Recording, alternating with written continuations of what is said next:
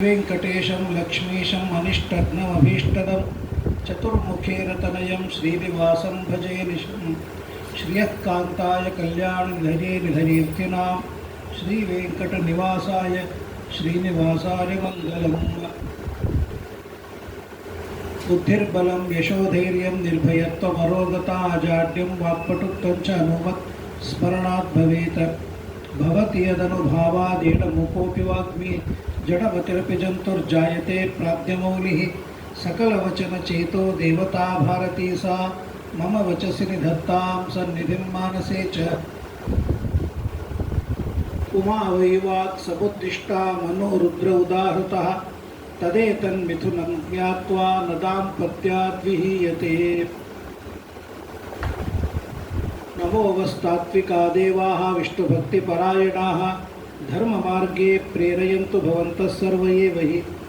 नौमिन्याय सुधादिकृज्जयमुनीन् श्रीपादराट्सन्मणीन् व्यासार्यान् विविधागमाब्धिविहरान् श्रीवादिराजानपि वन्दे हंसवरान् रघुत्तमगुरून् वैदग्ध्यवारां निधीन् श्रीसत्यव्रतराघवेन्द्रमुनिपान् सद्बोधसत्यानपान् सत्याभिद्यकराब्जोत्तान् पञ्चाशद्वर्षपूजकान् सत्यप्रमोदतीर्थार्यान् नौमिन्याय सुधारतान् शास्त्रेषु पारदृश्वानं शास्त्रज्ञेषु च वत्सलं दीनभक्तोद्धारकरं सत्यात्मानं गुरुं भजे।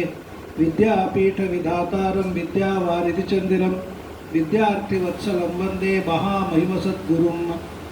आपादमौलिपर्यन्तं गुरूणामाकृतिं स्मरेत् तेन विघ्नाः प्रणश्यन्ति सिद्ध्यन्ति च मनोरथाः। श्रीगुरुभ्यो नमः। हरिः ओम्।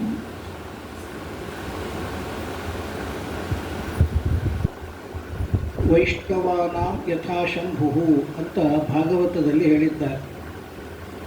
ಭಗವಂತ ಸರ್ವೋತ್ತಮ, ಸರ್ವತಂತ್ರ ಸ್ವತಂತ್ರ, ಸರ್ವನಿಯಾಮಕ, ಸರ್ವಪ್ರೇರಕ, ಸರ್ವಪ್ರವರ್ತಕ, ಸರ್ವರಿಗೂ ಸ್ವಾಮಿ ಅಂತ ಭಗವಂತ ಹಾಗೂ ನಿತ್ಯ ಮುಕ್ತಳಾದ ಮಹಾಲಕ್ಷ್ಮೀ ದೇವಿ ಇವರಿಬ್ಬರಿಗೆ ಸಂಸಾರದ ಸಂಬಂಧವೇ ಇಲ್ಲ.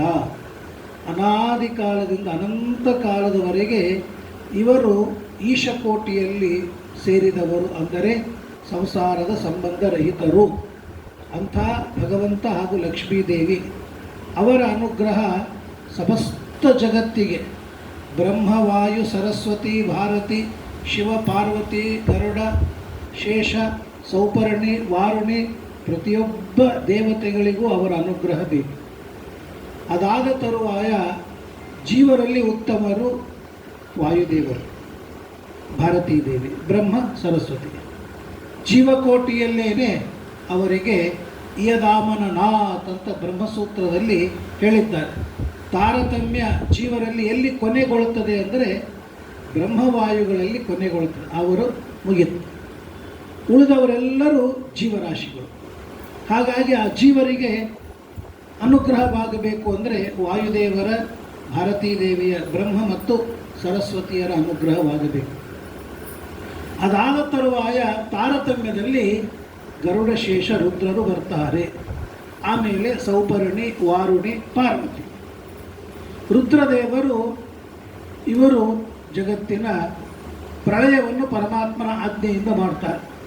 ಬ್ರಹ್ಮದೇವರು ಭಗವಂತನ ಆಜ್ಞೆಯಿಂದ ಸೃಷ್ಟಿಯನ್ನು ಮಾಡಿದರೆ, ವಿಷ್ಣು ತಾನು ಸ್ಥಿತಿ ರಕ್ಷಣೆಯನ್ನು ಮಾಡ್ತಾನೆ. ರುದ್ರದೇವರು ಪರಮಾತ್ಮನ ಆಜ್ಞಾನುಸಾರವಾಗಿ ಸಂಹಾರವನ್ನು ಮಾಡ್ತಾರೆ. ಅಂತಹ ರುದ್ರದೇವರು ಮನೋಭಿಮಾನಿಗಳು. ನಮ್ಮೆಲ್ಲರಿಗೂ ಕೂಡ ಭಗವಂತನ ವಿಷಯದಲ್ಲಿ ಉತ್ತಮವಾಗಿರುವ ಸನ್ಮತಿ ಶ್ರದ್ಧೆ ಬರಬೇಕು ಅಂದರೆ ರುದ್ರದೇವರ ಅನುಗ್ರಹ ಬೇಕು. ಅದಿಲ್ಲ ಅಂದರೆ ಸಾಧ್ಯವಿಲ್ಲ. ಅದಕ್ಕಾಗಿಯೇ ಮನಯೇವ ಮನುಷ್ಯಾಣಾಂ ಕಾರಣಂ ಬಂಧಮೋಕ್ಷಯೋ, ಮನಸ್ಸೇ ಕಾರಣ. ಆ ಮನಸ್ಸಿಗೆ ಅಭಿಮಾನಿಗಳು ಯಾರು? ರುದ್ರದೇವರು. ಅದಕ್ಕಾಗಿಯೇ ರುದ್ರದೇವರ ಅನುಗ್ರಹ ಇತ್ತು ಅಂದರೆ ಮನುಷ್ಯ ಶಿವನ ಅನುಗ್ರಹದಿಂದ ಸನ್ಮಾರ್ಗದಲ್ಲಿ ಇರ್ತಾನೆ. ಹಾಗಾಗಿ ಮನಸ್ಸು ಕಾರಣವಲ್ಲ ಪಾಪ ಪುಣ್ಯಕ್ಕೆಲ್ಲ ಅನಲಾಕ್ಷ ನಿನ್ನ ಪ್ರೇರಣೆ ಇಲ್ಲದಲೆ ಅಂತ ರುದ್ರದೇವರನ್ನು ಜ್ಞಾನಿಗಳು ಕೊಂಡಾಡಿದ್ದಾರೆ. ಹಾಗಾಗಿ ಆ ರುದ್ರದೇವರ ಶಿವ ಪಾರ್ವತಿಯರ ಅನುಗ್ರಹ ಬೇಕು. ಅದಿದ್ದರೆ ಸಂಸಾರ ಶಾಂತವಾಗಿ ಸುಗಮವಾಗಿ ಸರಿಯಾಗಿ ಅದು ನಡೆದು ಹೋಗ್ತದೆ. ಅದಕ್ಕಾಗಿಯೇ ಶಿವಪಾರ್ವತಿಯರ ಅನುಗ್ರಹದಿಂದ ದಾಂಪತ್ಯ ಜೀವನ ಸಾಂಗವಾಗಿ ನಡೆಯುವುದಕ್ಕಾಗಿ ಅವರ ಕರುಣೆ, ಅವರ ಅನುಗ್ರಹ, ಅವರ ಸ್ಮರಣೆ, ಅವರ ಪೂಜೆ ಯಾವಾಗಲೂ ನಾವು ಮಾಡಬೇಕು.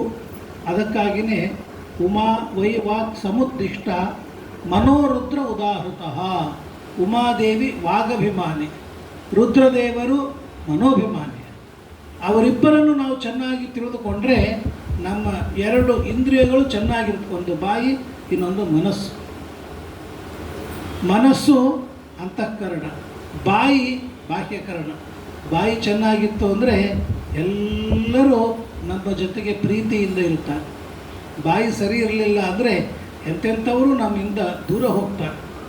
ಹಾಗಾಗಿ ಜಿಹ್ವಾಗ್ರೇ ವಸತೆ ಲಕ್ಷ್ಮೀ, ಜಿಹ್ವಾಗ್ರೇ ಮಿತ್ರ ಬಾಂಧವಾ, ಜಿಹ್ವಾಗ್ರೇ ಬಂಧನಂ ಪ್ರಾಪ್ತಂ, ಜಿಹ್ವಾಗ್ರೇ ಮರಣಂ ಧ್ರುವಂ ಅಂತ ಹೇಳಿದ್ದಾರೆ.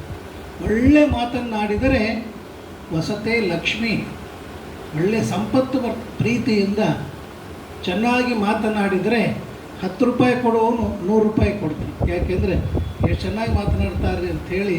ವಸತೆ ಲಕ್ಷ್ಮಿ, ಹಣ ಕೊಡ್ತಾನೆ ಅಂತಲ್ಲ, ಸುಖ.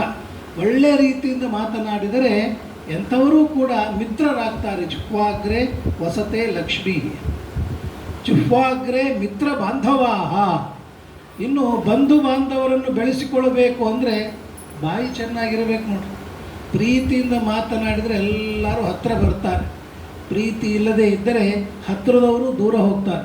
ಒಂದಾನೊಂದು ಸಂದರ್ಭದಲ್ಲಿ ಹೆಂಡತಿನೂ ದೂರ ಹೋಗಿಬಿಡ್ತಾರೆ, ಮಕ್ಕಳು ದೂರ ಹೋಗಿಬಿಡ್ತಾರೆ. ಬೇಡಪ್ಪ ಇವರು ಬಾಯಿ ಬೊಂಬಾಯಿ ಅಂತ ಹೇಳ್ತಾರೆ. ಹಾಗಾಗಿ ಜಿಹ್ವಾಗ್ರೇ ಮಿತ್ರ ಬಾಂಧವಾಹ, ಜಿಹ್ವಾಗ್ರೇ ಬಂಧನಂ ಪ್ರಾಪ್ತಂ.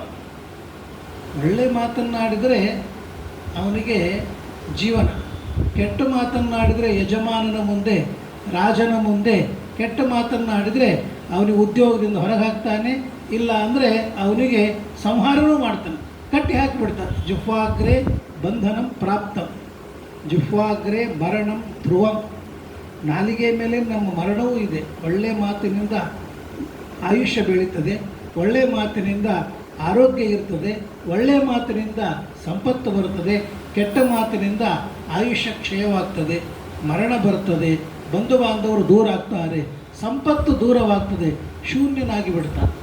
ಅಂತಹ ಜಿಹ್ವೆ, ನಾಲಿಗೆ, ಮಾತು, ಅದಕ್ಕೆ ಅಭಿಮಾನಿ ಯಾರು ಅಂತಂದರೆ ಉಮಾ ವೈ ವಾಕ್ ಸಮುದ್ದಿಷ್ಟ, ಪಾರ್ವತಿ ದೇವಿ. ಹಾಗಾಗಿ ಪಾರ್ವತಿಯ ಸತಿಯ ಅನುಗ್ರಹ ಇತ್ತು ಅಂದರೆ ಒಳ್ಳೆ ಮಾತುಗಳು ಬರ್ತವೆ. ಮನೋ ರುದ್ರ ಉದಾಹೃತಃ. ಮನೋಭಿಮಾನಿ ಯಾರು? ರುದ್ರದೇವರು. ಅವರ ಅನುಗ್ರಹ ಇತ್ತು ಅಂದರೆ ಒಳ್ಳೆ ಆಲೋಚನೆಗಳು ಬರ್ತವೆ, ಇನ್ನೊಬ್ಬರಿಗೆ ಹಿತವನ್ನು ಮಾಡಬೇಕು ಅಂತ ಅನಿಸ್ತದೆ, ಅವರ ಬಗ್ಗೆ ಒಳ್ಳೆಯ ಚಿಂತನೆ ಬರ್ತದೆ. ಇಲ್ಲ ಅಂದರೆ ಮನಸ್ಸಿನಲ್ಲಿ ಅವರ ಬಗ್ಗೆ ನೂರಾರು ದೋಷಗಳನ್ನು, ತಪ್ಪುಗಳನ್ನು ಅದನ್ನೇ ಎಣಿಸ್ತಕ್ಕಂಥ ಒಂದು ಮನಸ್ಸು ಇರ್ತದೆ. ಹಾಗಾಗಿ ಮನಸ್ಸು ಬೇಕು, ಮಾತು ಬೇಕು. ಮಾತಿನ ಅಭಿಮಾನಿ ಉಮಾದೇವಿ ಆದರೆ ಮನಸ್ಸಿನ ಅಭಿಮಾನಿ ರುದ್ರದೇವರು. ಹಾಗಾಗಿ ತದೇತನ್ ಮಿಥುನಂ ಜ್ಞಾತ್ವ. ಚೆನ್ನಾಗಿದೆ ನೋಡಿ, ಸಂಸಾರ ಸರಿಯಾಗಿರಬೇಕಾದ್ರೆ ಮಾತು ಮನಸ್ಸು ಚೆನ್ನಾಗಿರಬೇಕು. ಆ ಮಾತು ಮನಸ್ಸು ಚೆನ್ನಾಗಿದ್ದರೆ ಜೀವನ 50 ವರ್ಷ 70 ವರ್ಷ 80 ವರ್ಷ ಆದರೂ ಗಂಡ ಹೆಂಡತಿ ಅನ್ಯೋನ್ಯವಾಗಿರ್ತಾರೆ. ಇವತ್ತು ಮಾತು ಮನಸ್ಸುಗಳು ಚೆನ್ನಾಗಿಲ್ಲ. ಆದ್ದರಿಂದಾಗಿ ಮದುವೆ ಆದ ಕೆಲವೇ ತಿಂಗಳುಗಳು, ಕೆಲವೇ ದಿನಗಳು, ಕೆಲವೇ ವರ್ಷಗಳಲ್ಲಿ ಒಬ್ಬರಿಂದ ಒಬ್ಬರು ದೂರ ಆಗ್ತಾರೆ. ಹಾಗಾಗಿ ರುದ್ರ ಹಾಗೂ ಪಾರ್ವತಿ, ಶಿವ ಹಾಗೂ ಶಿವಾನಿ ಅವರಿಬ್ಬರ ಅನುಗ್ರಹ ಬೇಕು. ಅದಕ್ಕಾಗಿಯೇ ತದೇತನ್ ಮಿಥುನಂ ಜ್ಞಾತ್ವ ನ ದಾಂಪತ್ಯ ವಿಹೀಯತೆ. ಅವರಿಗೆ ದಾಂಪತ್ಯ ಸುಖವಾಗಿ ಇರ್ತದೆ ಅಂತನ್ನುವ ಒಂದು ರಹಸ್ಯವನ್ನು ಪುರಾಣಗಳಲ್ಲಿ ಹೇಳಿದ್ದಾರೆ, ಶಾಸ್ತ್ರಗಳಲ್ಲಿ ಹೇಳಿದ್ದಾರೆ. ರುದ್ರದೇವರು ಮನೋಭಿಮಾನಿಗಳು ಅಂತ ವರ್ಣನೆಯನ್ನು ಮಾಡಿದ್ದಾರೆ. ಅಂತಹ ರುದ್ರ ಹಾಗೂ ಪಾರ್ವತಿಯರ ಒಂದು ವಿವಾಹದ ಚರಿತ್ರೆಯನ್ನು ಕೇಳುವುದರಿಂದ ನಮ್ಮ ಜೀವನದಲ್ಲಿಯೂ ಕೂಡ ಮಂಗಲವಾಗ್ತದೆ, ಕಲ್ಯಾಣವಾಗ್ತದೆ. ಆದ್ದರಿಂದ ಗಿರಿಜಾ ಕಲ್ಯಾಣ ಅಂತ ಪ್ರಸಿದ್ಧವಾದದ್ದು. ಅದು ಸ್ಕಂದ ಪುರಾಣದಲ್ಲಿ ಬಹಳ ವಿಸ್ತಾರವಾಗಿ ಬಂದಿದೆ. ನಾವು ಸಾಮಾನ್ಯವಾಗಿ ಮದುವೆ ಅಂತಂದರೆ ಶ್ರೀನಿವಾಸ ಕಲ್ಯಾಣ ಬಹಳ ಚೆನ್ನಾಗಿ ನಡೀತು, ಕಣ್ಣು ಕಟ್ಟಿದಂತೆ ನಾವು ಕೇಳುತ್ತೇವೆ. ಸೀತಾರಾಮ ಕಲ್ಯಾಣವನ್ನು ಕೂಡ ರಾಮಾಯಣದಲ್ಲಿ ಕೇಳುತ್ತೇವೆ.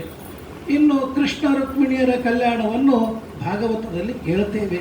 ಅವೆಲ್ಲ ನಾವು ಕೇಳಿ ಕೇಳಿ ಅಭ್ಯಾಸವಾಗಿದೆ, ಗೊತ್ತಿದೆ.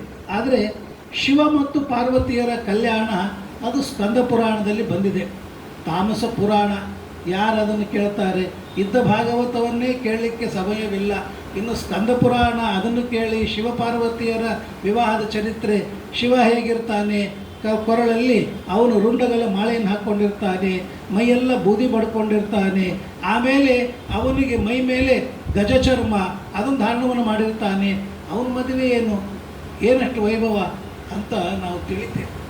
ಇವತ್ತು ಮನುಷ್ಯರ ಮದುವೆಗಳನ್ನೇ ಲಕ್ಷಗಳು ಕೋಟಿಗಳು ಖರ್ಚು ಮಾಡಿ ಮಾಡ್ತಾ ಇದ್ದಾರೆ ಮನುಷ್ಯ. ಇನ್ನು ಋಷಿಗಳ ಮದುವೆ, ಗಂಧರ್ವರ ಮದುವೆ, ದೇವತೆಗಳ ಮದುವೆ, ಇನ್ನು ತ್ರಿಮೂರ್ತಿಗಳಲ್ಲಿ ಒಬ್ಬರಾದ ಶಿವನ ವಿವಾಹ ಹೇಗಿತ್ತು ಅನ್ನೋದನ್ನು ಸ್ಕಂದ ಪುರಾಣ ನಮಗೆ ಚೆನ್ನಾಗಿ ವಿವರಣೆಯನ್ನು ಮಾಡಿಕೊಡುತ್ತದೆ. ಅದರ ಕೆಲವು ಅಂಶಗಳನ್ನು ಇವತ್ತು ನಾವು ತಿಳಿಯುವ ಪ್ರಯತ್ನವನ್ನು ಮಾಡೋಣ. ಮೊದಲನೇದಾಗಿ ಸತಿ, ರುದ್ರದೇವರ ಹೆಂಡತಿ. ಭಾಗವತ 4ನೇ ಸ್ಕಂದದಲ್ಲಿ ಬರುವ ಕಥೆ. ದಕ್ಷ ಪ್ರಜಾಪತಿಗೆ 16 ಜನ ಹೆಣ್ಣು ಮಕ್ಕಳು. ಅದರಲ್ಲಿ 13 ಜನರನ್ನು ಧರ್ಮನಿಗೆ ಕೊಡ್ತಾರೆ, ಒಬ್ಬಳನ್ನು ಅಗ್ನಿಗೆ ಕೊಡ್ತಾರೆ, ಇನ್ನೊಬ್ಬಳನ್ನು ಪಿತೃದೇವತೆಗಳಿಗೆ ಕೊಡ್ತಾನೆ. ಕೊನೆಯ ಮಗಳು ಸತಿ, ಅವಳನ್ನು ಭವಾಯ ಏಕಾಂ ಭವಚ್ಛಿದೆ ರುದ್ರದೇವರಿಗೆ ಕೊಟ್ಟು ವಿವಾಹವನ್ನು ಮಾಡ್ತಾರೆ. ಆದರೆ ಅಲ್ಲಿ ಮಕ್ಕಳಾಗುವುದಿಲ್ಲ. ಮೊದಲನೆಯ ಅವತಾರದಲ್ಲಿ ದಕ್ಷ ಪ್ರಜಾಪತಿಯ ಮಗಳಾಗಿ ಹುಟ್ಟಿದಾಗ ಸತಿ, ಅವಳಿಗೆ ಅಲ್ಲಿ ರುದ್ರದೇವರಿಂದ ಮಕ್ಕಳಾಗಲಿಲ್ಲ. ಈ ಕತೆ ಭಾಗವತದಲ್ಲಿ ಬರ್ತದೆ. ದಕ್ಷ ಪ್ರಜಾಪತಿ ಯಜ್ಞವನ್ನು ಮಾಡ್ತಾ ಇದ್ದ. ಆ ಯಜ್ಞದೊಳಗೆ ರುದ್ರದೇವರು ತನಗೆ ನಮಸ್ಕಾರ ಮಾಡಲಿಲ್ಲ ಅಂತ ಅಗೌರವವನ್ನು ಮಾಡಿದ ಅಂತ ಕೋಪದಿಂದ ಅವರನ್ನು ದೂರ ಮಾಡ್ತಾನೆ. ಆಗ ಸತಿ ತನ್ನ ಪತಿಯಾದ ಶಿವನ ಯಜ್ಞದ ಭಾಗ ಆ ಯಜ್ಞದಲ್ಲಿ ಇಲ್ಲ ಅಂತ ತಿಳಿದು ಅವಮಾನಿತಳಾಗಿ ಯಾವ ಶಿವನನ್ನು, ಶಿವ ಅಂದರೆ ಮಂಗಲ ಅಂತ ಅರ್ಥ, ಶಿವ ಅನ್ನುವ ಶಬ್ದಕ್ಕೇನೆ ಮಂಗಲ, ಅಂಥ ಮಂಗಲ ಮೂರ್ತಿಯಾದ ಮಂಗಲ ವಿಗ್ರಹನಾದ ಆ ಶಿವನಿಗೆ ಇವನು ಗೌರವ ಕೊಟ್ಟಿಲ್ಲ. ಅರುದ್ರ ಭಾಗಂ ತಮವೇಕ್ಷ ಚಾತ್ವರಂ, ಯಜ್ಞದೊಳಗೆ ಶಿವನಿಗೆ ಭಾಗವೇ ಇಲ್ಲದೆ ಇದ್ದಂತೆ ದಕ್ಷ ಪ್ರಜೇಶ್ವರ ಮಾಡಿದ. ಅದರಿಂದಾಗಿ ಆ ಸತಿ ತಾನು ತನ್ನ ಯೋಗಾಗ್ನಿಯಿಂದ, ದೇಹದೊಳಗಿರುವ ಅಗ್ನಿಯಿಂದಲೇ ತನ್ನ ದೇಹವನ್ನು ಆಹುತಿಯನ್ನಾಗಿ ಕೊಡ್ತಾಳೆ. ಹಾಗಾಗಿ ಆ ಜನ್ಮದಲ್ಲಿ ಸತಿಗೆ ಮಕ್ಕಳಾಗಲಿಲ್ಲ. ಆ ಸತಿಯೇ ಮುಂದಿನ ಜನ್ಮದಲ್ಲಿ ಮೇನಾದೇವಿಯಲ್ಲಿ ಹಿಮಾಲಯ ಪರ್ವತದಲ್ಲಿ ಮಗಳಾಗಿ ಹುಟ್ಟುತ್ತಾಳೆ. ಹಿಮಾಲಯ ಪರ್ವತದ ರಾಜ ಮತ್ತು ಮೇನಕಾದೇವಿ ಅವರಿಬ್ಬರಲ್ಲಿ ಮಗಳಾಗಿ ಹುಟ್ಟುತ್ತಾಳೆ.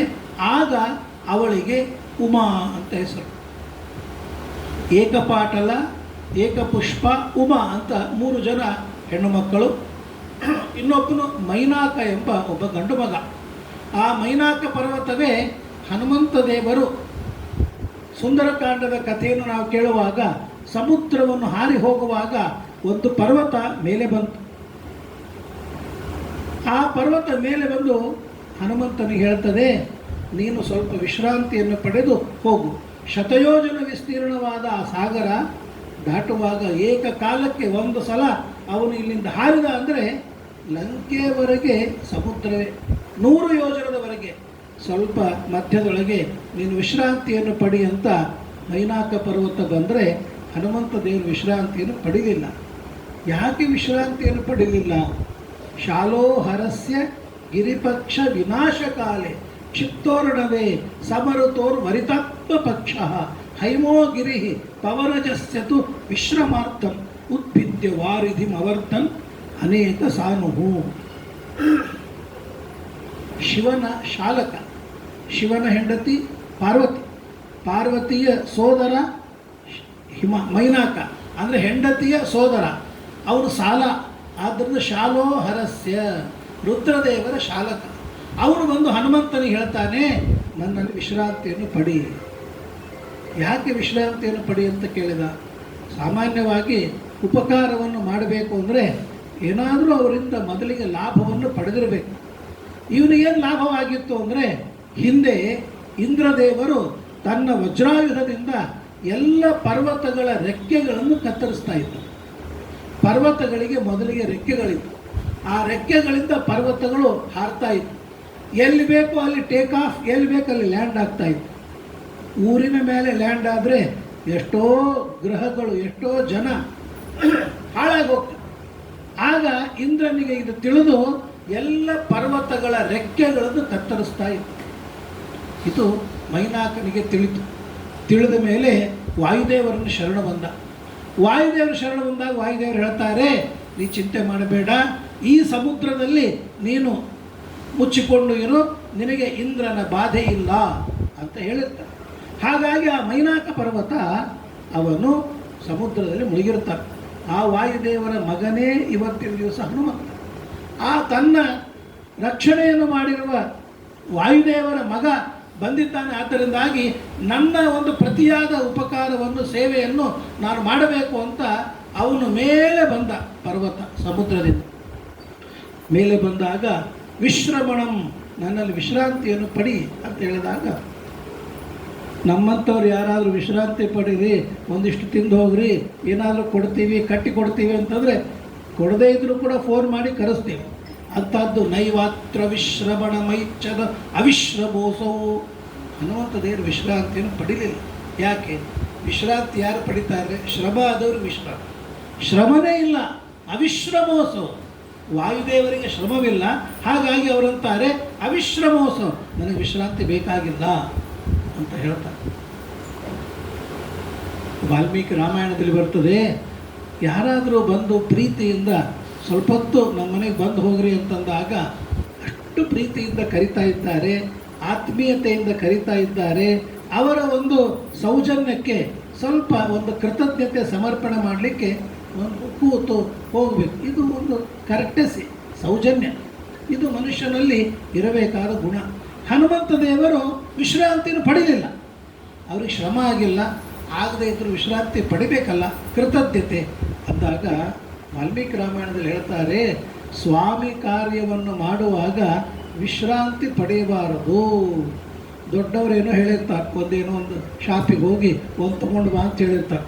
ಅವನು 10 ಕೆಲಸ ಮಾಡಿಕೊಂಡು ಮುಂಜಾನೆ 8 ಗಂಟೆಗೆ ಒಂದು ಮ್ಯಾಚ್ ಬಾಕ್ಸ್ ತೊಗೊಬಾ ಅಂತ ಹೇಳಿದರೆ ಸಂಜೆ 5 ತನಕ ತಾನೆಲ್ಲ ಗೌರ್ಮೆಂಟ್ ಆಫೀಸು ಅಲ್ಲೆಲ್ಲ ಕಡೆ ಹೋಗಿ ಸಾಯಂಕಾಲ 5 ಗಂಟೆಗೆ ಮ್ಯಾಚ್ ಬಾಕ್ಸ್ ತಂದು ಕೊಟ್ಟರೆ, ನೀವು ಹೇಳಿದ್ರಿ ತಂದು ಕೊಟ್ವಿ.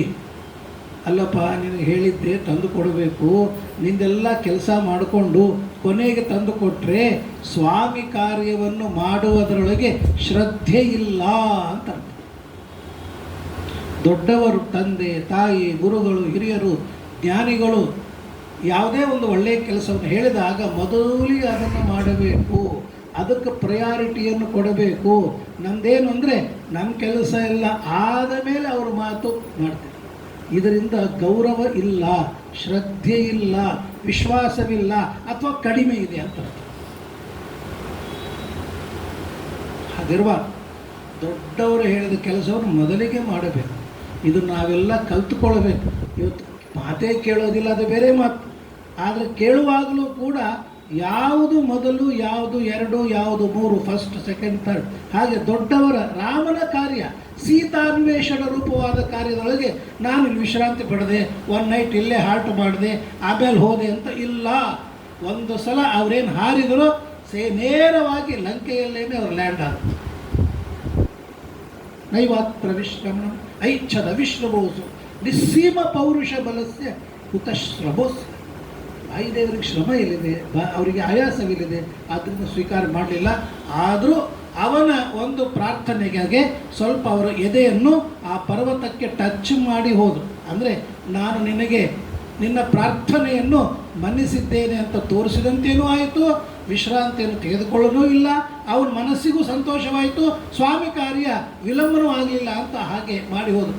ಆ ಮೈನಾಕ ಪರ್ವತ ಪಾರ್ವತಿಯ ಸೋದರ. ನೀವು ಕೇಳ್ರಿ, ಅವರು ಕೇಳ್ತಿರ್ತಾರೆ, ಹಿಂಗೆ ಮಾಡಿದ್ರು ನಿಮ್ಮ ನನಗದೇ ಕಾಣಿಸ್ತಾರೆ. ಹಾಗಾಗಿ ಆ ಮೈನಾಕ ಪಾರ್ವತಿಯ ಸೋದರ.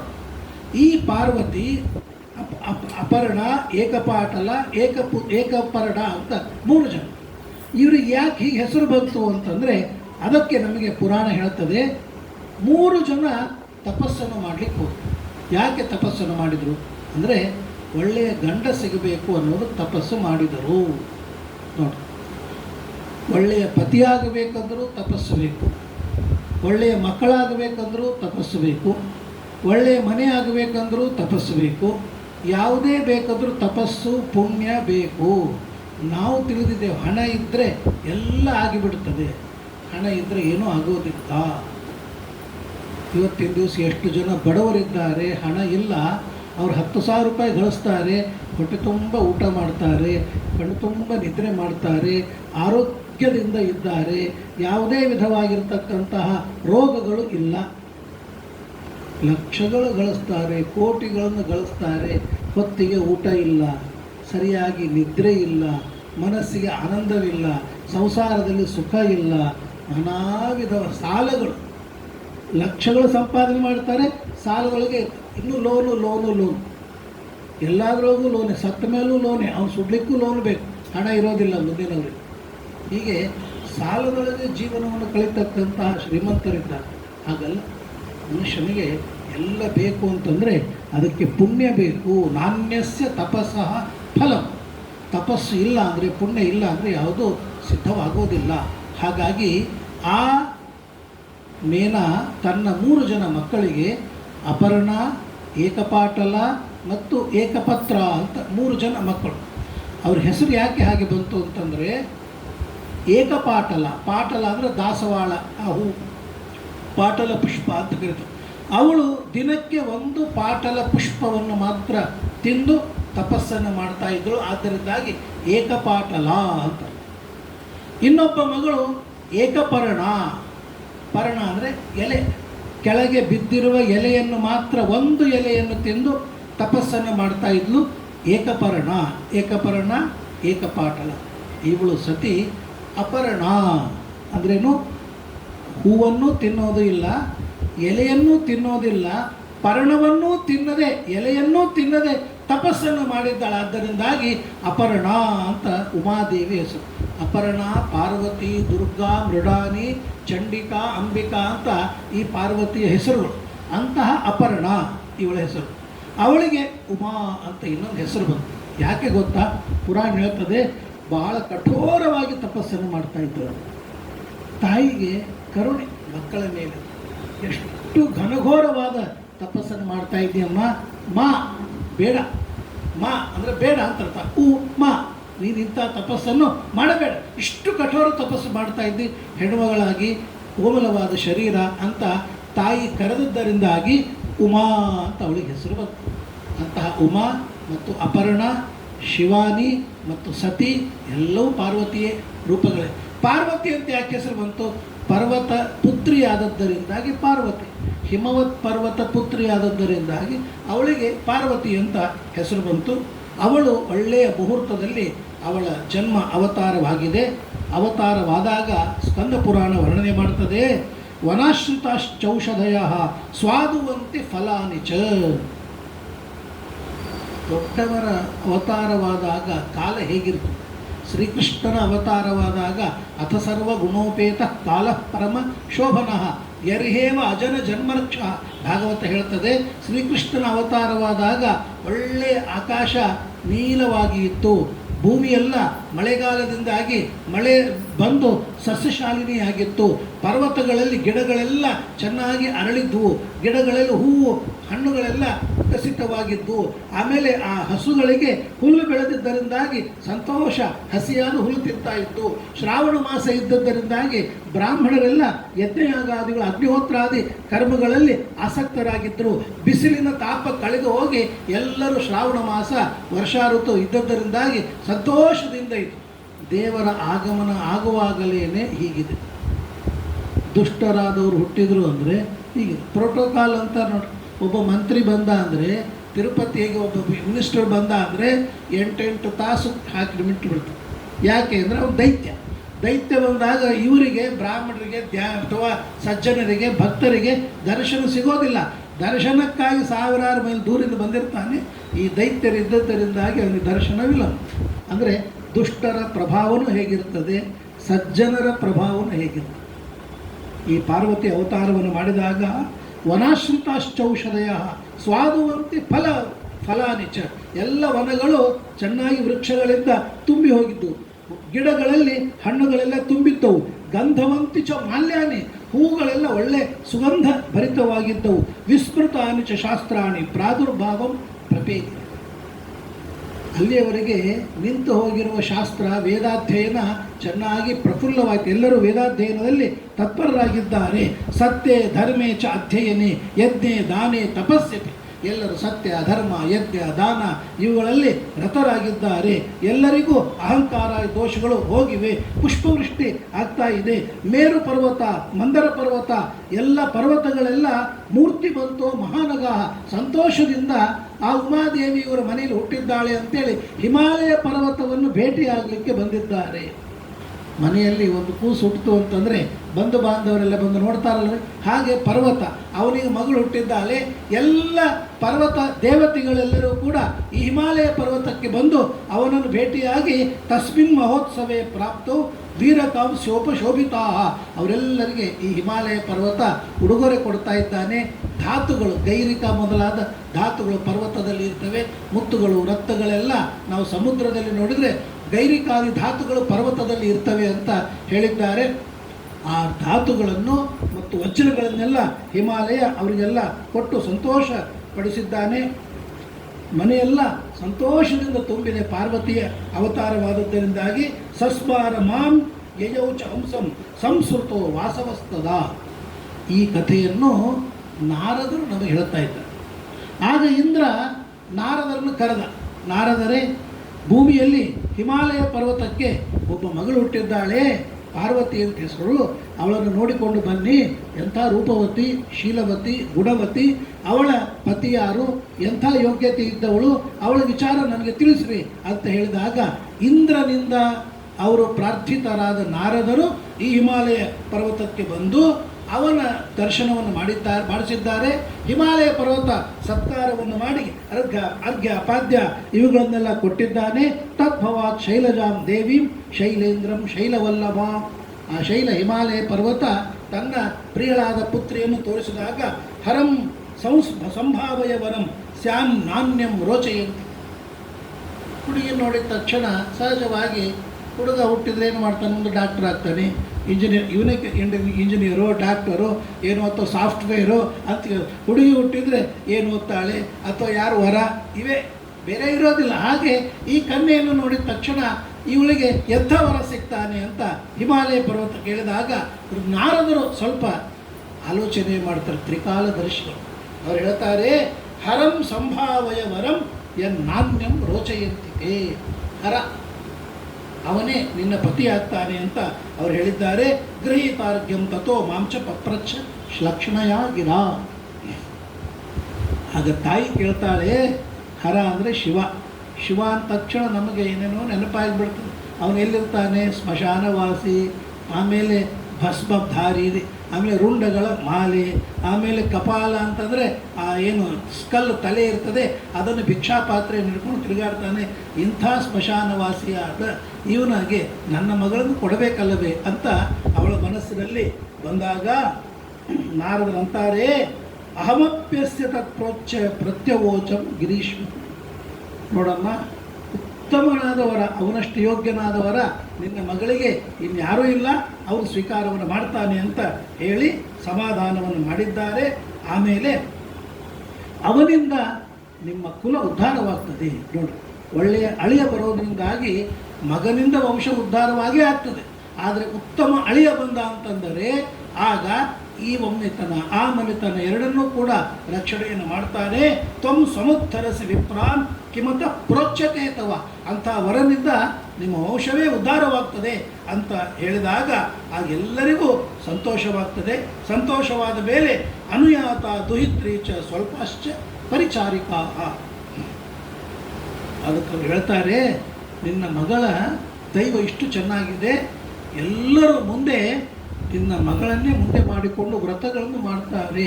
ಇವತ್ತು ಸ್ತ್ರೀಯರು ವ್ರತವನ್ನು ಮಾಡಬೇಕಾದರೆ ಉಮಾದೇವಿಯ ವ್ರತವನ್ನು ಮಾಡಿದಳು ಅಂತ ಹರಿವಂಶದಲ್ಲಿ ನಾವು ಕಥೆಯನ್ನು ಕೇಳ್ತೇವೆ. ಹಾಗಾಗಿ ಪಾರ್ವತಿಯ ವರದಿಂದ, ಪಾರ್ವತಿಯ ವ್ರತದಿಂದ ಎಲ್ಲ ಮಹಿಳೆಯರು ಕೂಡ ಆ ವ್ರತವನ್ನು, ಪೂಜೆಗಳನ್ನು ಮಾಡ್ತಾರೆ. ಅಂಥ ಒಂದು ಮಹಿಷಿಣಿ ಆಗ್ತಾಳೆ ಎಂಬುದಾಗಿ ಅದನ್ನು ಹೇಳಿ, ಉವಾಚ ವಾಚಂ ತಾಂ ಮಂದಂ ಮುನಿಂ ಬಂದಯ ಪುತ್ರಿಕೆ, ಅವಳಿನ ಚಿಕ್ಕ ಹುಡುಗಿ ಉಮಾದೇವಿ ನಮಸ್ಕಾರ ಮಾಡುವಂಥ ನಮಸ್ಕಾರವನ್ನು ಮಾಡಿಸಿದಾಗ ರತ್ನ ಕ್ರೀಡನಕಂ ರಮ್ಯಂ ಸ್ಥಾಪಿತಂ ರುಚಿರಂ ಮಯ. ಆಗ ನಾರದರು ಒಂದು ರತ್ನದ ಒಂದು ಗೊಂಬೆಯನ್ನು ಕೊಡ್ತಾರೆ. ಈಗೆಲ್ಲ ಮನೆಗೆ ಬಂದರೆ ಏನು ಮಾಡ್ತಾರೆ ರೀ, ಪ್ಲಾಸ್ಟಿಕ್ ಗೊಂಬೆ, ಟೆಡ್ಡಿ ಬೇರು, ಚಾಕ್ಲೇಟು, ಬಿಸ್ಕೆಟು ಏನೇನೋ ಕೊಡ್ತಾರೆ ಅವರವ್ರ ಯೋಗ್ಯತೆ ಪ್ರಕಾರ. ಆಗ ನಾರದರು ಏನು ಮಾಡ್ತಾರೆ ಅಂದರೆ ರತ್ನ ಕ್ರೀಡನಕಂ ರಮ್ಯಂ ಸ್ಥಾಪಿತಂ ಸುಚಿರಂ ದಯ, ರತ್ನದ ಒಂದು ಗೊಂಬೆಯನ್ನು ಕೊಟ್ಟು ಇದನ್ನು ನೀನು ಪೂಜೆಯನ್ನು ಮಾಡು ಅಂತ ಹೇಳಿದಾಗ ಆಯಿತು ಅಂತ ಅವಳು ಪೂಜೆಯನ್ನು ಮಾಡ್ತಾ ಇದ್ದಾಳೆ. ಆಮೇಲೆ ಇವಳ ಪತಿಯ ಬಗ್ಗೆ ಹೇಳ್ರಿ ಅಂದಾಗ ವಿಸ್ತಾರವಾಗಿ ಹೇಳ್ತಾಳೆ, ಕೀದೃಶೋಸ್ಯಾಹ ಪತಿರ್ಭವೇ. ನಾರದ್ರ ಹತ್ರ ಎಲ್ಲ ಚೆನ್ನಾಗಿದೆ, ಅವನಿಗೆ ಒಳ್ಳೆ ಬಟ್ಟೆ ಇರೋದಿಲ್ಲ. ವರ್ತತೆ ಚ ಕುಲಕ್ಷಣ, ರುದ್ರದೇವರು ಬಟ್ಟೆಯಲ್ಲಿರ್ತದೆ, ರುದ್ರದೇವರು ಬಟ್ಟೆನೇ ಇರೋದಿಲ್ಲ. ಕುಲಕ್ಷಣ ನಗ್ನ, ಮೈ ಮೇಲೆ ಬಟ್ಟೆ ಇರೋದಿಲ್ಲ. ಅತಿ ನಿರ್ಧನ, ಕ್ರೋಧಿ, ಬಹಳ ಕ್ರೋಧ ಇರ್ತದೆ. ವೃತಃ ಕ್ರೂರೈಶ್ಚ ಸರ್ವದ, ಕ್ರೂರರಿಂದ ಯಾವಾಗಲೂ ರುದ್ರದೇವರ ಪರಿವಾರ ಅಂದರೆ ಭೂತ, ಪ್ರಮಥ, ಪ್ರೇತ, ಪಿಶಾಚ, ದೈತ್ಯ, ರಾಕ್ಷಸ ಇವರೆಲ್ಲ ಇರ್ತಾರೆ ಅಂತ ನಾರದರು ಕೊನೆಯಲ್ಲಿ ಹೇಳಿ ಹೋಗ್ತಾರೆ. ಹೋದ ತಕ್ಷಣ ಹಿಮಾಲಯ ಪರ್ವತಕ್ಕೆ ಚಿಂತೆ. ಎಲ್ಲ ಚೆನ್ನಾಗಿ ಭವಿಷ್ಯ ಹೇಳಿದರು. ಇಂಥ ವರ ಅಂತ ಹೇಳಿ ಹೋದ್ರಲ್ಲ ನಾರದರು. ನಾರದರು ಜ್ಞಾನಿಗಳು, ತ್ರಿಕಾಲದರ್ಶಿಗಳು. ಅವ್ರು ಏನ್ರಿ ನಿಮ್ಗೆ ಕರೆದು ದಕ್ಷಿಣೆ ಕೊಟ್ಟು ಎಲ್ಲ ಮಾಡಿದರೆ ಹಿಂಗೆ ಹೇಳೋಗ್ತೀರಾ, ಆಶೀರ್ವಾದ ಮಾಡ್ತೀರಾ ಅಂತ ಬ್ರಾಹ್ಮಣರಿಗೆ ಅನ್ನುವಂಥ ಇಲ್ಲ. ಬ್ರಾಹ್ಮಣರು ನಾರದರು. ಆಗ ಏನು ಮಾಡಬೇಕು ಅಂತ ಕೇಳಿದಾಗ ಶಾಸ್ತ್ರೇಶು ಉತ್ತಮ ಸಂದಿಗ್ಧಂ ವಾಕ್ಯಮೇ ತನ್ಮಹಾಫಲಂ. ನೋಡಪ್ಪ, ನಿನ್ನ ಮಗಳು ಬಹಳ ರೂಪವತಿ ಇದ್ದ. ಶಾಸ್ತ್ರದಲ್ಲಿ ಒಂದು ಮಾತನ್ನು ಹೇಳಿದ್ದಾರೆ, ಏನು ಗೊತ್ತಾ, ದಶಪುತ್ರ ಸಮಾಕನ್ಯಾ. 10 ಜನ ಗಂಡಸು ಮಕ್ಕಳಿಗಿಂತ ಒಬ್ಬ ಹೆಣ್ಣು ಮಗಳು ಉತ್ತಮಳು.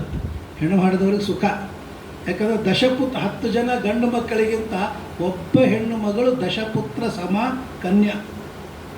ದಶಪುತ್ರಾನ್ ಪ್ರವರ್ಧಯನ್. ಯಾಕೆ ಅಂದರೆ ಭಾಳ ಚೆನ್ನಾಗಿದೆ. ಮಗ ಹುಟ್ಟಿದ ಅಂದರೆ ಯಾವ ಮನೆಯಲ್ಲಿ ಮಗ ಹುಟ್ಟುತ್ತಾನೆ ಆ ಮನೆಯವನ್ನಷ್ಟೇ ಬೆಳೆಸ್ತಾನೆ, ಆ ವಂಶ ಅಷ್ಟೇ ಬೆಳೀತದೆ. ಹೆಣ್ಣು ಹುಡುಗಿ ಇದ್ರೆ ಏನು ಮಾಡ್ತಾಳೆ, ತಂದೆ ಮನೆಯನ್ನು ಬೆಳೆಸ್ತಾಳೆ ಮತ್ತು ಗಂಡನ ಮನೆಯನ್ನು ಬೆಳೆಸ್ತಾಳೆ. ಕನ್ಯಾ ಬತ ಕುಲದ್ವಯ ತಾರಿಣೀತಿ. ಆಚಾರ್ಯರು ಹೇಳ್ತಾರೆ, ಕನ್ಯಾ 2 ಕುಲವನ್ನು ತಾರಣ ಮಾಡ್ತಾಳೆ. ಒಂದು ತಂದೆಯ ಕುಲ, ಇನ್ನೊಂದು ಗಂಡನ ಕುಲ. ಗಂಡು ಮಗು ಬರೀ ತಂದೆ ಕುಲವನ್ನಷ್ಟೇ ಉದ್ಧಾರ ಮಾಡ್ತಾನೆ, ಅತ್ತಿ ಮಾವನ ಕುಲ ಉದ್ಧಾರ ಮಾಡಂಗಿಲ್ಲ. ಯಾಕಂದ್ರೆ ನನ್ನ ಹುಡುಗಿ ನನ್ನ ಮನೆಗೆ ಬಂದು ಅಂತವನು ಅಷ್ಟೇ. ಕನ್ಯಾ ಬತಕುಲದ್ವಯ ತಾರಿಣಿ ಯತ್ ಫಲಂ ಲಭತೆ ಭರ್ತ್ಯ ತಲ್ಲಭ್ಯಂ ಕನ್ಯೆಯೈಕಯ. ಒಬ್ಬ ಕನ್ಯೆಯಿಂದ ಬರ್ತದೆ. ಆದ್ದರಿಂದಾಗಿ ಅಂಥ ಕನ್ಯೆಯನ್ನು ನೀನು ಸಂಪಾದನೆ ಮಾಡಿದ್ದೀಯಪ್ಪ ಅಂತ ನಾರದರು ಆಶೀರ್ವಚನವನ್ನು ಮಾಡಿ, ಕೇನ ದೋಷೇಣ ಮೇ ಪುತ್ರಿ ನಾಯೋಗ್ಯಾಶ್ಚಾಶಿಷಾಮಲ ನಜಾತೋಸ್ಯಾ ಪತಿ ಕಸ್ಮಾ ವರ್ತತೆ ವಾ ಕುಲಕ್ಷಣ. ಆಗ ತಂದೆ ಕೇಳ್ತಾನೆ, ಇಷ್ಟೆಲ್ಲ ಚೆನ್ನಾಗಿ ಭವಿಷ್ಯವನ್ನು ಹೇಳಿದ್ರಿ, ಮತ್ತು ನಮ್ಮ ಅಳಿಯ ಹೀಗಿದ್ದಾನಂದರೆ, ನಾನು ಹಿಮಾಲಯ ಪರ್ವತ, ನನ್ನ ಹತ್ರ ಎಷ್ಟು ಜನ ಬರ್ತಾರೆ, ಎಷ್ಟು ಜನ ನಂಗೆ ಬಂಧು ಬಾಂಧವರು, ಪರಿಚರ್ಯ ಸೇವೆ ಮಾಡುವವರು, ಮಿತ್ರರಿದ್ದಾರೆ. ನಿಮ್ಮ ಅಳಿಯ ಯಾರು ರೀ, ನಿಮ್ಮ ಸನಿಲ್ಲ ಯಾರು ಅಂತಂದರೆ ಕರೆದು ಭೇಟಿ ಮಾಡಿಸ್ಲಿಕ್ಕೂ ಕಷ್ಟ, ಇಂಥವನು ಅಂತ ಹೇಳ್ತಾರೆ. ಯಾಕೆ ಹೀಗಾಗಿದೆ ಅಂತ ಹೇಳಿದಾಗ ಆಗ ನಾರದರು ಕೊನೆಗೆ ಹೇಳಿ ಹೋಗ್ತಾರೆ, ಜಗನ್ಮಾತಾ ತ್ರಿಯಂ ಬಾಲ ಪುತ್ರೀತೆ ಸರ್ವಸಿದ್ಧಿದ. ನೋಡಪ್ಪ, ಇದು ಜಗನ್ಮಾತೆ. ಆದ್ದರಿಂದಾಗಿ ಜಗನ್ಮಾತಾ ಪಾರ್ವತೀ ದೇವಿ ಜಗತ್ತಿಗೆ ಮಾತೆ. ಜಗತಃ ಪಿತರೌ ಒಂದೇ ಪಾರ್ವತಿ ಪರಮೇಶ್ವರೌ. ಜಗತ್ತಿಗೆ ತಂದೆ ಶಿವ, ಜಗತ್ತಿಗೆ ತಾಯಿ ಪಾರ್ವತಿ. ಹಾಗಾಗಿ ಜಗನ್ಮಾತೆ ಆಗಿದ್ದಾಳೆ. ಅಂದಮೇಲೆ ಅವಳ ಗಂಡ ಜಗತ್ಪಿತ ಆಗಬೇಕು. ನೀನು ಕೇವಲ ಬಾಹ್ಯ ರೂಪವನ್ನು, ಬಾಹ್ಯ ಲಕ್ಷಣವನ್ನು ನೋಡಿ ನೀನು ಚಿಂತನೆಯನ್ನು ಮಾಡಬೇಡ, ದೊಡ್ಡ ದೇವತೆಯವನು. ಹಾಗಾಗಿ ಪುತ್ರೀತೆ ಸರ್ವಸಿದ್ಧಿದ ಪುರಾಭವೇ ಭವದ್ಭಾರ್ಯ ಸತೀ ನಾಮ್ನಾ ಭವಸ್ಯಯ. ಪೂರ್ವ ಜನ್ಮದಲ್ಲಿ ಇವಳು ಸತಿಯಾಗಿದ್ದು ಅವನು ಭವ ಆಗಿದ್ದ. ಈಗ ಅವನೇ ಭವನೇ ಮತ್ತೆ ನಿನ್ನ ಮಗಳನ್ನು ಈ ಜನ್ಮದಲ್ಲಿ ಸ್ವೀಕಾರವನ್ನು ಮಾಡ್ತಾನೆ. ನಸಜಾತೋ ಮಹಾದೇವೋ ಭೂತ ಭವ್ಯ ಭವೋದ್ಭವ. ಭೂತ ಭವ್ಯ ಭವತ್ ಎಲ್ಲ ದೇವತೆಗಳಿಗಿಂತ ಉತ್ತಮನಾಗಿದ್ದಾನೆ. ಅವನಲ್ಲಿ ಅಮಂಗಲವೇ ಇಲ್ಲ, ಅಮಂಗಲವೇ ಇಲ್ಲ. ರುದ್ರದೇವರು ಅಂದ ತಕ್ಷಣ ನಮಗೆ ಅಮಂಗಲ ಏನ್ರಿ, ಹಿಂಗೆಲ್ಲ ವೇಷ ಭೂಷ ಇದೆ ಅಲ್ಲ. ತಚಾಮಂಗಲ್ಯಶೀಲೋಪಿ ಮಂಗಲಾಯತನೋ ಹರಿಹಿ. ಪರಮ ಮಂಗಲ. ನಾವು ಹೊರಗಡೆಗೆ ಹೋಗ್ತಾ ಇರುವಾಗ ಪಂಚಾಕ್ಷರಿ ಮಂತ್ರವನ್ನು ಜಪ ಮಾಡಬೇಕು. ಶಿವ ಪಂಚಾಕ್ಷರಿ ಅಂತ ಕರೀತಾರೆ. ನಮಃ ಶಿವಾಯ 5 ಅಕ್ಷರ, ಶಿವ ಪಂಚಾಕ್ಷರಿ. ಆ ಜಪವನ್ನು ಮಾಡಿಕೊಂಡು ಹೋದರೆ ನಮ್ಮ ಕಾರ್ಯವೆಲ್ಲ ಮಂಗಲವಾಗುತ್ತದೆ. ನೋಡಿ, ಯಾವ ರುದ್ರದೇವರ ಸ್ಮರಣೆ ಮಾಡಿದರೆ ಪರಮ ಮಂಗಲವಾಗುತ್ತದೆಯೋ ನಿರ್ಧನನಾದವನು ಸರ್ವದಾನವನ್ನು ಮಾಡ್ತಾನೆ. ಭವಿಷ್ಯತಿ ಪತಿ ಸೋಸ್ಯ ತತ್ ಕಿಮರ್ಥಂತ ಶೋಚಿಸಿ. ಯಾಕೆ ನೀನು ದುಃಖವನ್ನು ಪಡ್ತೀಯಪ್ಪ, ಉತ್ತಮನಾಗಿರ್ತಕ್ಕಂತಹ ವರ ಅವನು ಎಂಬುದಾಗಿ ಅದನ್ನು ಹೇಳಿ ನೀನು ನಿನ್ನ ಮಗಳನ್ನು ಅವನಿಗೇನೆ ಕೊಟ್ಟು ವಿವಾಹವನ್ನು ಮಾಡುವಂತ ನಾರದರು ಅವನಿಗೆ ಭವಿಷ್ಯವನ್ನು ನುಡಿದು ಆಶೀರ್ವಚನವನ್ನು ಮಾಡಿ ಮುಂದೆ ಹೋಗ್ತಾ ಇದ್ದಾರೆ. ಆಗ ದೊಡ್ಡವಳಾದ್ದು ಪಾರ್ವತಿ. ದೊಡ್ಡವಳಾದ ಮೇಲೆ ಚಿತ್ತೆ ವಸಸಿ ತೇನತ್ವಂ ವೇತ್ಸಿ ಭೂತ ಮನೋಗತಂ. ಆಗ ತಂದೆ ತಾಯಿದ್ರು ಹೇಳ್ತಾರೆ, ನೀನು ಚೆನ್ನಾಗಿ ತಪಸ್ಸು ಮಾಡು, ಒಳ್ಳೆಯ ಪತಿ ಸಿಗುವುದಕ್ಕೆ.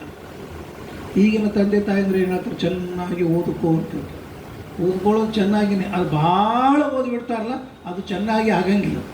ಯಾಕಂದ್ರೆ ಹೊರಗಳಷ್ಟು ಓದೇ ಇರೋದಿಲ್ಲ, ಹೊರಗಳಷ್ಟು ಓದಿರೋದಿಲ್ಲ. ಇವರು ಬಹಳ ಓದಿಬಿಟ್ರು ಅಂತಂದರೆ ತಮಗಿಂತ ಹೆಚ್ಚಿನ ಓದಬೇಕು ಅಥವಾ ಹೆಚ್ಚಿನ ಓದಬೇಡ, ಸಂಪಾದನೆ ಹೆಚ್ಚಿಗೆ ಬೇಕಂತ ಹೇಳ್ತಾರೆ. ಓದೇನು ಮಾಡೋದು, ಓದಿ ಯಾರಿಗೆ ಗೊತ್ತಾಗ್ತದೆ? ತಂದೆ ತಾಯಿಗೆ ಗೊತ್ತಾಗಿಲ್ಲ. ನಿಮ್ಮ ಹುಡುಗರು ಏನು ಓದ್ತಾರೆ ನಮ್ಗೆ ಕೇಳ್ತಾರೆ, ನಿಮ್ಮ ಮಕ್ಕಳು ಏನು ಓದ್ತಾರ್ರಿ ಅಂದ್ರೆ ಆಕೆಗೆ ಕೇಳಿದ್ರೆ ಆಕೆ ಹೇಳ್ತಾಳೆ, ನಮ್ಗೆ ಗೊತ್ತೇನೆ ಅವ್ರು ಏನು ಓದ್ತಾರೋ, ಏನು ಬರೀತಾರೋ, ಎಲ್ಲಿ ಹೋಗ್ತಾರೋ ಗೊತ್ತಿಲ್ಲ. ಸಂಪಾದನೆ ಮಾತ್ರ ಗೊತ್ತು. ಎಷ್ಟು ರೀ, ಎಷ್ಟು ಡ್ರಾ ಮಾಡ್ತಾರೆ. ಸಂಪಾದನೆ ಅಂತ ಕೇಳಿಲ್ಲ, ಎಷ್ಟು ಡ್ರಾ ಮಾಡ್ತಾರೆ ಪರ್ಯಾನಮ್ ಅಂದರೆ ಡ್ರಾ ಮಾಡೋದೊಂದು ಶಬ್ದ. ಎಷ್ಟು ಸ್ಯಾಲ್ರಿ ಅಂತ ಕೇಳಿದರೆ ಯಾವನೋ ಕೆಳಗಿನ ಒಂದು ಸ್ಯಾಲ್ರಿ ತಗೋತಾರೆ, ಸ್ಯಾಲ್ರಿಲಿ ಎಷ್ಟು ಡ್ರಾ ಮಾಡ್ತಾರೆ. ಹೀಗೆ ಆ ಶಬ್ದಗಳು ಒಂದೇ ವಿಷಯವನ್ನೇ ಶಬ್ದಗಳು ಬೇರೆ ಬೇರೆ ಹೇಳ್ತಾ ಹೋಗ್ಬಿಟ್ರೆ ಅದಕ್ಕೊಂದು ಗೌರವ. ಚಪರಾಸಿ ಅಂತ ಅನ್ಬಾರ್ದು. ನಿಮ್ಮ ಮಕ್ಕಳು ಏನು ಮಾಡ್ತಾರೆ, ಸೆಕ್ಯೂರಿಟಿ ಗಾರ್ಡ್ರಿ ಅಂತ. ಅಲ್ಲ, ಸೆಕ್ಯೂರಿಟಿ ಗಾರ್ಡ್ ಅಂದರೆ ನಾವು ಹೋದರೆ ಬಂದರೆ ಬಾಗಿಲು ತೆಗೆಯೋದು, ಬಾಗಿಲು ಮುಚ್ಚೋದು, ಅದೇ ಕೆಲಸ. ಅದೇನು ಸೆಕ್ಯೂರಿಟಿ ಗಾರ್ಡ್ ಒಳಗಿದ್ದಾರೆ ಅವರೆಲ್ಲ. ಇದರಲ್ಲಿ ಭಾಳ ಒಳ್ಳೆಯ ಕೆಲಸ ಇದೆ ಅಂಥವ್ರು, ಏನು ದೊಡ್ಡ ಕೆಲಸ ಇದೆ, ಯಾವುದೋ ಒಂದು ಅವನು ಗೂಢಚಾರಿನೋ ಅಥವಾ ಯಾವುದೋ ಒಳಗಿದ್ದಾನೋ ಅಂತ ಅವನೇನಿಲ್ಲ. ಬಂದವರು ಹೋದವರು ನಮಸ್ಕಾರ ಮಾಡೋದು, ಇದು ನಿಮ್ಮದೇನು ದೊಡ್ಡ ಕಂಪ್ನಿಯೊಳಗೆ ಕೆಲಸ ಮಾಡ್ತಾರೆ. ಏನು ಮಾಡೋದಿಲ್ಲ, ಬರೀ ಎಷ್ಟು ಬಂತು ಹೋಯ್ತು, ಗೂಡ್ಸು ಎಷ್ಟು ಹೋಯ್ತು ಅವೇ ಎಣಿಸ್ತಿರ್ತಾನೆ. ಇವತ್ತಿಷ್ಟು ಲಾರಿ ಒಳಗೆ ಹೋಯ್ತು, ಇಷ್ಟು ಬಂತು, ಇಷ್ಟು ಖರ್ಚಾಯಿತು, ಇಷ್ಟು. ಇದಕ್ಕಿಂತ ದೊಡ್ಡ ಕೆಲಸ ಅವ್ರಿಗೆ 60,000 70,000. ಬುದ್ಧಿಯ ಕೆಲಸನೇ ಇರೋದಿಲ್ಲ. ಆದರೆ ಹೇಳೋದೇನ್ರಿ, ಅವನು ಅಸಿಸ್ಟೆಂಟ್ ಮ್ಯಾನೇಜರ್ ಆಗಿದ್ದಾನೆ. ಏನು ಮ್ಯಾನೇಜರ್ ಇಲ್ಲ, ಎಷ್ಟು ಹೋದು ಇದ್ರ ಗೋಡೌನಿಂದ ಎಷ್ಟು ಹೋಯ್ತು ಎಷ್ಟು ಬಂತು ಇವೇ ನೋಡ್ತಿರ್ತಾನೆ. ಅದಕ್ಕೇನು ಅಸಿಸ್ಟೆಂಟ್ ಮ್ಯಾನೇಜರ್ ಅಂತ ಹೇಳೋದು. ಏನು ಬುದ್ಧಿನೇ ಇರೋದಿಲ್ಲ. ಹೆಸರು ಮಾತ್ರ ದೊಡ್ಡ ದೊಡ್ಡ ಹಿಂದೆ ಅವು ಹೇಳಿಬಿಟ್ರು ಅಂತಂದರೆ ಈ ಭಾಳ ದೊಡ್ಡ ಉದ್ಯೋಗ ಇದ್ರಿ ಅಂತೇಳಿ. ಹಾಗೆ ಇಲ್ಲಿ ಮಕ್ಕಳಿಗೆ ಹೇಳಲಿಲ್ಲ, ವೇದಾಂತೇಶು ಚ ಮಾಂ ವಿಪ್ರ ಗರ್ಹಯಂತಿ ಪುನಃ ಪುನಃ. ಆಗ ನೀನು ತಪಸ್ಸಿಗೆ ಹೋಗು ಅಂತ ಹೇಳ್ತಾರೆ. ಆಯಿತು, ಇಷ್ಟ ಆಯ್ತಾ? ನಾರದರು ಈ ಕಡೆಗೆ ಬರ್ತಾರೆ, ರುದ್ರದೇವರ ಹತ್ರ ಬರ್ತಾರೆ. ರುದ್ರದೇವರು ಇನ್ನು ಎರಡೂ ಕೆಲಸ ಮಾಡಬೇಕಲ್ಲ ಅವರು. ಹಾಗಾಗಿ ರುದ್ರದೇವರ ಹತ್ರ ಬಂದು, ನೋಡಪ್ಪ ಶಿವ, ನೀನು ಒಳ್ಳೆ ಪತ್ನಿಯನ್ನು ಸ್ವೀಕಾರವನ್ನು ಮಾಡಬೇಕು, ನನ್ನ ಒಂದು ಕೆಲಸವನ್ನು ಮಾಡಬೇಕು ಅಂತ ಹೇಳ್ತಾ ಇದ್ದಾರೆ. ಏನು ಅಂತಂದರೆ, ಸಂಯೋಜಯ ಪುನರ್ದೇವ್ಯ ಹಿಮಾದ್ರಿ ಗ್ರಹ ಜಾತಯ. ಹಿಮಾಲಯ ಪರ್ವತದ ಮಗಳಾಗಿರ್ತಕ್ಕಂಥ ಪಾರ್ವತಿ, ಅವಳ ಜೊತೆಗೆ ನೀನು ಮದುವೆಯನ್ನು ಮಾಡಿಕೊಳ್ಳಬೇಕು ಅಂತ ಹೇಳಿದಾಗ ಆಯಿತು. ಮದುವೆ ಮಾಡಿಕೊಳ್ಳಬೇಕು ಅಂತ ಹೇಳಿದಾಗ ಮನಸ್ಸೇನೋ ಬಂತು. ಆದರೆ ಇವರಿಬ್ಬರಲ್ಲಿ ಶಿವನಿಗೆ ಪಾರ್ವತಿಯ ಮೇಲೆ, ಪಾರ್ವತಿಗೆ ಶಿವನ ಮೇಲೆ ಒಳ್ಳೆಯ ಅಭಿಪ್ರಾಯ ಬರಬೇಕಲ್ವ, ಇಚ್ಛೆ ಆಗಬೇಕಲ್ವ. ಬೇಕಾದಷ್ಟಿದ್ರೂ ಕೂಡ ಹುಡುಗಿಗೆ ಹುಡುಗನ ಮೇಲೆ, ಹುಡುಗನಿಗೆ ಹುಡುಗಿಯ ಮೇಲೆ ಪ್ರೀತಿ ಬರಬೇಕು, ಕಾಮ ಬರಬೇಕು. ಕಾಮನ ಬರಬೇಕು ಅಂದರೆ ಇಬ್ಬರಿಗೂ ಒಬ್ಬರನ್ನೊಬ್ಬರು ನೋಡಿ ಆಕರ್ಷಣೆ ಬರಬೇಕು. ಈ ರುದ್ರದೇವರ ಹತ್ರ ಹೋದಾಗ ಆಕರ್ಷಣೆ ಅಂದರೆ ಇವು ರುದ್ರದೇವರನ್ನೇ 3ನೇ ಕಣ್ಣಿಂದ ಸುಟ್ಟು ಹಾಕಿಬಿಟ್ಟ. ಕಾಮಹರ, ಕಾಮನ ಸುಟ್ಟಾಕಿದ್ದಾನೆ. ಇವನಿಗೆ ಕಾಮದ ಪ್ರಭಾವನೆ ಇಲ್ಲ, ಪಾರ್ವತಿನ ಹೇಗೆ ಮದುವೆ ಮಾಡಿಕೊಳ್ತಾನೆ. ಆದ್ದರಿಂದಾಗಿ ಇಂದ್ರ ಹೋಗಿ ಹೇಳ್ತಾನೆ ಕಾಮನಿಗೆ, ನೋಡಪ್ಪ ನೀನು ಹೋಗಿ ಆ ರುದ್ರದೇವರ ಮನಸ್ಸಿನಲ್ಲಿ ಹೋಗಿ ನೀನು ಕೂಡಬೇಕು, ಪಾರ್ವತಿಯ ಬಗ್ಗೆ ಅವನಿಗೆ ಪ್ರೀತಿ ಬರಬೇಕು, ಕಾಮ ಬರಬೇಕು, ಹಾಗೆ ನೀನು ಮಾಡು. ಅಲ್ರಿ ನನ್ನ ಸುಟ್ಟು ಹಾಕಿದ್ದಾನೆ ಕಾಮಹರ ಅನಂಗ. ರುದ್ರದೇವರ ಕಾಮನಿಗೆ ಹೆಸರೇನು ಗೊತ್ತಾ? ಅನಂಗ. ಅನಂಗ ಅಂದರೆ ಅಂಗವೇ ಇಲ್ಲ, ತನ್ನ ಮೂರನೇ ಕಣ್ಣಿನಿಂದ ಸುಟ್ಟು ಹಾಕಿದ್ದಾನೆ ಅಂತ ಹೇಳಿ ಆ ಕಾಮ ಅಂತಾನೆ ನನ್ನನ್ನು ಎಲ್ಲರೂ ಬೈತಾರೆ. ಕಾಮ ಕ್ರೋಧ ಅರಿಷಡ್ವರ್ಗಗಳು. ಯಾವುದು ಶತ್ರುಗಳ್ರಿ ಅಂದರೆ ಕಾಮ ಕ್ರೋಧ ಲೋಭ ಮೋಹ ಮದ ಮತ್ಸರ. ಅದ್ರ ಕಾಮನೇ ದೊಡ್ಡ ಶತ್ರು. ಗೀತೆಯಲ್ಲಿ ಕೃಷ್ಣ ಬೈದಿದ್ದಾನೆ ಯಾವುದು ದೊಡ್ಡ ಶತ್ರು ಅಂದರೆ ಕಾಮ ಏಷ ಕ್ರೋಧ ಏಷ ರಜೋಗುಣ ಸಮುದ್ಭವ ಮಹಾಶನೋ ಮಹಾಪಾತ್ಮ ವಿದ್ಯೇನ ಮಿಹ ವೈರಣಂ. ಕಾಮನು ದೊಡ್ಡ ಶತ್ರು. ಇಷ್ಟು ನನ್ನನ್ನು ಎಲ್ಲರೂ ನಿಂದೆ ಮಾಡ್ತಾರೆ. ಅದು ಹೋಗಿ ರುದ್ರದೇವರನ್ನು ಸುಟ್ಟಾಕಿದ್ದಾರೆ. ನನಗೆ ಅಂಗವೇ ಇಲ್ಲ. ನಾನು ಹೋಗಿ ರುದ್ರದೇವರ ಮನಸ್ಸಿನಲ್ಲಿ ಹೇಗಿರಬೇಕು? ಕಾಮೋ ಹಿರಿವ ಸಪ್ತಮಯಿ. ಋಷಿಗಳು ಮುನಿಗಳು ಜ್ಞಾನಿಗಳು ದೊಡ್ಡವರೆಲ್ಲ ಕಾಮವನ್ನು ನಿಂದೆ ಮಾಡ್ತಾರೆ. ಯಾರು ಕಾಮವನ್ನು ವರ್ಣನೆ ಮಾಡೋದಿಲ್ಲ. ಕಾಮ ವರ್ಣನೆ ಮಾಡೋರು ಯಾರು ಗೊತ್ತಾ? ಮದುವೆಗಿಂತ ಮುಂಚೆ. ಮದುವೆ ಆದ್ಮೇಲೆ ಕಾಮವನ್ನು ಯಾರು ವರ್ಣನೆ ಮಾಡೋದು? ಸಾಕಾಯ್ತು ಯಾಕಡೆ ಕಟ್ಕೊಂಡೆ ಅಂತ ಇವರಿಗೆ, ಇವ್ರು ಯಾರು ಗಂಟು ಬಿದ್ದರು ಅಂತ ಅವಳಿಗೆ. ಹಾಗಾಗಿ ಕಾಮವನ್ನು ವರ್ಣನೆ ಮಾಡುವವರು ಮೊದಲಿಗೆ, ಆಮೇಲೆ ಎಲ್ಲರೂ ಕಾಮವನ್ನು ಬಿಡಬೇಕಂತ ಉಪದೇಶ. ಒಬ್ಬರನ್ನು ಕಾಮ ಮಾಡುವಂಥ ಉಪದೇಶ ಮಾಡೋರು ಇದ್ದಾರೆ ಮಾಡೋದು. ಹಾಗಾಗಿ ಋಷಿ ಸಪ್ತಮೈಹಿ ಕಾಮವನ್ನೆಲ್ಲ ನಿನ್ನೆ ಮಾಡ್ತಾ ಇದ್ದಾರೆ. ಅಂಥ ನನಗೆ ಪಾಪಸ್ಯ ವಾಸುದೇವೋ ಜಗದ್ಗುರು, ನನಗೆ ಹೇಗೆ ನೀನು ಪ್ರೇರಣೆಯನ್ನು ಮಾಡ್ತಾ ಇದ್ದಿ ಅಂತ ಹೇಳಿದಾಗ ಇಂದ್ರ ಅಂತಾನೆ ಕಾಮನಿಗೆ, ನೋಡಿ ಎಷ್ಟು ವಿಚಿತ್ರ. ಕಕ್ಷಾ ತಾರತಮ್ಯದಲ್ಲಿ ಕಾಮ ಮತ್ತು ಇಂದ್ರ ಇಬ್ಬರು ಒಂದೇ ಕಕ್ಷ. ಇಂದ್ರ ಸ್ವಲ್ಪ ಹೆಚ್ಚು, ಕಾಮ ಕಡಿಮೆ, ಆದರೆ ಒಂದೇ ಕಕ್ಷ. ಎ ಬಿ ಸೆಕ್ಷನ್ ಇರ್ತಾವಲ್ಲ, ಒಂದೇ ಕ್ಲಾಸ್ ABC ಇದ್ದಾಗೆ. ಹಾಗೆ ಎ ಒಳಗೆ ಕಾಮ ಇಂದ್ರ ಬರ್ತಾನೆ, ಬಿ ಒಳಗೆ ಕಾಮ ಬರ್ತಾನೆ. ಆಗ ಇಂದ್ರ ಹೇಳ್ತಾನೆ, ನೋಡಪ್ಪ ಜಗತ್ತಿನೊಳಗೆ ಏನೇ ಬೇಕು ಅಂದರೆ ಕಾಮ ಬೇಕು. ಕಾಮವಿಲ್ಲದೆ ಹೇಗೆ ಸಿಗ್ತದೆ? ನಿಜ. ಮದುವೆ ಮಾಡಿಕೊಳ್ಬೇಕು ಅಂತ ಕಾಮ ಬಂದರೆ ಮದುವೆ ಮಾಡ್ಕೊತಾರೆ. ಮನೆ ಕಟ್ಟಬೇಕು ಅಂತ ಕಾಮ ಇದ್ದರೆ ಮನೆ ಕಟ್ತಾರೆ. ಕಾರ್ ಕೊಂಡುಕೊಳ್ಬೇಕು ಅಂತ ಕಾಮ ಇದ್ದರೆ ಕಾರ್ ಕೊಂಡುಕೊಳ್ತಾರೆ. ಇವೆ ಬಟ್ಟೆಯನ್ನು ಚೆನ್ನಾಗಿ ಹೊಸ ಬಟ್ಟೆ ಕೊಂಡ್ಕೊಂಡು ಬರಬೇಕು ಅಂತ ಕಾಮ ಇದ್ದರೆ ಅದನ್ನು ತೆಗೆದುಕೊಂಡು ಬರ್ತಾನೆ. ಇವತ್ತು ಇಂಥದ್ದು ಡಿಶ್ ತಿನ್ನಬೇಕು ಅಂತ ಕಾಮ ಇದ್ದರೆ ಮಾಡ್ಕೊಂಡು ತಿಂತಾರೆ. ಯಾವ ಕಾಮನೇ ಇಲ್ಲದೆ ಇದ್ದರೆ, ಯಾವ ಆಸೆನೇ ಇಲ್ಲದೆ ಇದ್ದರೆ ಮಾಡ್ಕೊಳ್ಳಿಕ್ಕೆ ಆಗೋದಿಲ್ಲ. ಹಾಗಾಗಿ ಕಾಮ ಬಹಳ ದೊಡ್ಡದು ಅಂತ ಇಂದ್ರ ವರ್ಣನೆ ಮಾಡ್ತಾನೆ. ಒಂದು ಅರ್ಥದಲ್ಲಿ ಕಾಮ ಬಹಳ ದೊಡ್ಡ ಪುರುಷಾರ್ಥ ಅಂತ ಭೀಮಸೇನ ದೇವರು ಹೇಳಿದ್ದಾರೆ. ಭೀಮಸೇನ ದೇವರು ಧರ್ಮ ಅರ್ಥ ಕಾಮ ಮೋಕ್ಷ ಈ 4 ಪುರುಷಾರ್ಥಗಳಲ್ಲಿ ಯಾವುದು ದೊಡ್ಡ ಪುರುಷಾರ್ಥ ಅಂತ ಒಂದು ದೊಡ್ಡ ಸಭೆ ಆಯಿತು. ಯುಧಿಷ್ಠಿರ ಯುದ್ಧವನ್ನು ಆಡಿದ ಮೇಲೆ ರಾಜ್ಯದ ಸಿಂಹಾಸನದ ಮೇಲೆ ಕೂತಾಗ ಧೌಮ್ಯರು ಇದ್ದಾರೆ, ನಾರದರು ಇದ್ದಾರೆ, ಪರ್ವತ ಋಷಿಗಳಿದ್ದಾರೆ ಮತ್ತು ಅನೇಕ ಜನ ಜ್ಞಾನಿಗಳೆಲ್ಲ ಋಷಿಗಳು ಕೂತಿದ್ದಾರೆ. ಸಿಂಹಾಸನದ ಮೇಲೆ ಯುಧಿಷ್ಠಿರ ಕೂತಿದ್ದಾನೆ. ಭೀಮ, ಅರ್ಜುನ, ನಕುಲ, ಸಹದೇವ, ವಿದುರ ಎಲ್ಲರೂ ಇದ್ದಾರೆ. ಆಗ ಒಂದು ದೊಡ್ಡದಾಗಿರ್ತಕ್ಕಂಥ ಒಂದು ಸಭೆ. ಏನು ಸಭೆಯಲ್ಲಿ ವಿಚಾರ ಅಂದರೆ ಯಾವುದು ಪುರುಷಾರ್ಥ? ನಾವೆಲ್ಲ ಯಾವುದು ಪುರುಷಾರ್ಥ? ಧರ್ಮ ಮೋಕ್ಷ. ಧರ್ಮ ಬೇಕು, ಧರ್ಮ ಮೋಕ್ಷ. ಯುಧಿಷ್ಠಿರ ಧರ್ಮನೇ ಉತ್ತಮ ಅಂತ ಹೇಳಿ. ಅರ್ಜುನ ಹೇಳ್ತಾನೆ ಅರ್ಥ ಉತ್ತಮ. ದುಡ್ಡು ಬೇಕ್ರಿ, ದುಡ್ಡಿಲ್ಲ ಏನ್ರಿ, ಹಣ ಬೇಕು. ಬರೀ ಧರ್ಮ ಅಂತ ಮಡಿ ಉಟ್ಕೊಂಡು ಹರಕ ಪಂಚ ಉಟ್ಕೊಂಡು ಗಾವಳಿ ಸುತ್ಕೊಂಡು ಕೂತ್ರೆ ಏನು ಪ್ರಯೋಜನ? ದುಡ್ಡಿದ್ರೆ ಎಲ್ಲ ಆಗ್ತದೆ ಅರ್ಥ. ಆಮೇಲೆ ಎಲ್ಲರದು ಆಯಿತು. ಮೋಕ್ಷ ಉತ್ತಮ ಅಂತ ಋಷಿಗಳ ಮುನಿಗಳು. ಯಾಕಂದರೆ ಇವೆಲ್ಲ ಏನು ಇಲ್ಲಿ ಮೋಕ್ಷ ಸ್ಯಾಲ್ವೇಷನ್, ಮೋಕ್ಷ ಅಲ್ಲಿರ್ತದೆ, ಅದು ಸುಖ ಅಂತ. ಅದು ಭೀಮಸೇನದವ್ರು ಸುಮ್ಮನೆ ಕೂತಿದ್ರು. ಯಾಕೆ ನೀವೇನು ಮಾತಾಡ್ತಾ ಇಲ್ವಲ್ಲ, ನಿಮ್ದೆಲ್ಲ ಆಗಲಿ, ಆಮೇಲೆ ನಾ ಹೇಳ್ತೀನಿ. ಆಮೇಲೆ ಕೊನೆಗೆ ನಿಮ್ದು ನಿಮ್ಮ ಪ್ರಕಾರ ಪುರುಷಾರ್ಥ ಯಾವುದು ಅಂದರೆ ಕಾಮನೇ ಉತ್ತಮ ಪುರುಷಾರ್ಥ ಅಂತ ಹೇಳ್ತಾರೆ. ಎಲ್ಲರೂ ಕಾಮವನ್ನು ಬೈತಾರೆ, ನೀವು ಕಾಮವನ್ನು ವರ್ಣನೆ ಮಾಡ್ತಾ ಇದ್ದೀರಲ್ಲ. ಹೌದು, ಕಾಮ ಇಲ್ಲದೆ ಇದ್ದರೆ ಅರ್ಥ ಸಂಪಾದನೆ ಮಾಡಲಿಕ್ಕೆ, ಹಣವನ್ನು ಗಳಿಸ್ಬೇಕಂತ ಕಾಮ ಬೇಕು, ಧರ್ಮವನ್ನು ಮಾಡಬೇಕು ಅಂತ ಕಾಮ ಬೇಕು, ಮೋಕ್ಷವನ್ನು ಪಡೆಯಬೇಕು ಅಂತ ಕಾಮ ಬೇಕು. ಹಾಗಾದರೆ ಉಳಿದ 3 ಪುರುಷಾರ್ಥಗಳನ್ನು ಪಡಿಬೇಕು ಅಂದರೆ ಕಾಮ ಬೇಕು. ಅದರ ಕಾಮದ ಸಬ್ಜೆಕ್ಟ್ ಯಾವುದು ನಾವು ನೋಡಬೇಕು. ಒಳ್ಳೆಯ ವಸ್ತುವಿನ ಕಾಮ ಬೇಕು ಅಂತ ಹೇಳಿದ್ದಾರೆ. ತಂದೆ ತಾಯಿಗಳ ಸೇವಾ ಮಾಡಬೇಕು ಅಂತ ಕಾಮ ಇದ್ದರೆ ಸೇವಾ ಮಾಡ್ತಾರೆ. ಕಾಮ ನೀರಿನ ಸೇವೆ ಮಾಡ್ತಾರೆ. ಅದ್ರ ಕಾಮ ಬೇಕು, ಕ್ರೋಧ ಬೇಕು. ಇವರು ರುಕ್ಮಿಣೀಶ್ ವಿಜಯದಲ್ಲಿ ವಾದರಾಜ ಸ್ವಾಮಿ ಬಹಳ ಚೆನ್ನಾಗಿ ಹೇಳ್ತಾರೆ. ಕಾಮ ತೇ ಅಂಗ್ರಿ ಯುಗಾರ್ಚನೆ. ಭಗವಂತ ನಿನ್ನ ಪಾದ ಪೂಜೆಯನ್ನು ಮಾಡೋದ್ರ ಕಾಮ ಬೇಕು. ನೋಡು, ಈಗ ಮದುವೆ ಮುಂಜಿ ಬಂತು, ಯಾರಂದ್ರೆ ಪೂಜೆಗೆ ಹಚ್ಚಿಬಿಡ್ತಾರೆ. ಪೂಜೆ ನಾವು ಮಾಡಲಿಕ್ಕಾಗಲ್ಲ, ನೀವು ಬಂದಿರಿ ಅನಾಯಸ್ ಮಾಡಿಬಿಡ್ರಿ. ನಾವೇನು ಮಾಡ್ತೀವಿ, ಹೊರಗೆ ಕಸ ಬಳಿತೀವಿ, ಪೈಪ್ ತೊಗೊಂಡು ನೀರು ಹಾಕ್ತೀವಿ, ಇನ್ನೇನಾದ್ರು ಅಡುಗೆಯವ್ರ ಜೊತೆಗೆ ಮಾತಾಡ್ತೀವಿ, ಕೊತ್ತಂಬರಿ ಮೆಣಸಿನ್ಕಾಯಿ ತೊಗೊಂಬರ್ತೀವಿ, ಪೂಜೆ ಮಾತ್ರ ಮಾಡೋಣ. ಯಾಕಂದ್ರೆ ಪೂಜೆಗೆ ಅವ್ರು ಅಂದರೆ ಪೂಜೆ ಮಾಡುವ ಕಾಮ ಇಲ್ಲ, ಸಾಮಾನು ತರೋರು ಕಾಮ ಇದೆ. ರುಕ್ಮಿಣಿ ಶ್ರೀಜೇಂದ್ರವಾದ ಸ್ವಾಮಿಗಳವರು ಹೇಳ್ತಾರೆ, ಉಳಿದೆಲ್ಲದಕ್ಕಿಂತ ಪೂಜೆ ಮಾಡಬೇಕನ್ನೋ ಕಾಮ ಇರಬೇಕು. ಮದುವೆ ಆಯಿತು, ಮದುವೆ ಬಂತು ಅಂದರೆ ಅವತ್ತು ದೇವ್ರ ಪೂಜಾ ಲೋಪ. ಯಾವ ಮನುಷ್ಯ ಪೂಜೆಯನ್ನು ಮಾಡಿ ತನ್ನ ಮಗನ ಮದುವೆಗೆ ಬಂದು ಮಂಟಪದ ಮೇಲೆ ಕೊಡ್ತಾನೆ, ಹಾಗಾಗಿಲ್ಲ. ಅವು ಮುಹೂರ್ತನೂ ಆಗಿರ್ತವೆ, ರಾತ್ರಿಯಲ್ಲೇ ಎಚ್ಚರಿರ್ತಾರೆ, ಆಗೋದೇ ಇಲ್ಲ. ಯಾರಿಗೂ ಹೇಳ್ಬಿಡ್ತಾರೆ. ಈಗಂತೂ ಮಂಟಪಗಳಲ್ಲಿ ಅಲ್ಲಿ ಪೂಜೆ ಮಾಡಲಿಕ್ಕೆ ಇರೋದೇ ಇಲ್ಲ. ಹರಿಯಾಣ ಭವನಗಳು ಎಲ್ಲಿ ಸಿಗ್ತದೆ, ಅಲ್ಲಿ ದೇವರ ಮನೆ ತನ್ನ ದೇವ್ರ ಗುಡಿಯಲ್ಲಿ ಸಿಗ್ತಾರಪ್ಪ, ಸಿಗೋದೇ ಇಲ್ಲ. ಆದ್ರಿಂದಾಗಿ ಮತ್ತೆಲ್ಲ ಒಂದು ಕಡೆ ವ್ಯವಸ್ಥೆ ಮಾಡಿವ್ರಿ ಮನೆಯವರಿಗೆ ಅಂತೇಳಿ ಕಾಮಸ್ತೇಂಗ್ರಿ ಯುಗಾರ್ಚನೆ ಅಮಲಧಿಯ ಲೋಭಸ್ಸು ಪುಣ್ಯಾರ್ಜನೆ. ಅದರಿಂದಾಗಿ ಕಾಮವೇ ಅಂದರೆ ಒಳ್ಳೆಯ ಕಾಮ ಇದ್ದರೆ ಮನುಷ್ಯನಿಗೆ ಫಲ ಸಿಗ್ತದೆ. ಅದು ಕಾಮವೇ ಉತ್ತಮ ಪುರುಷಾರ್ಥ.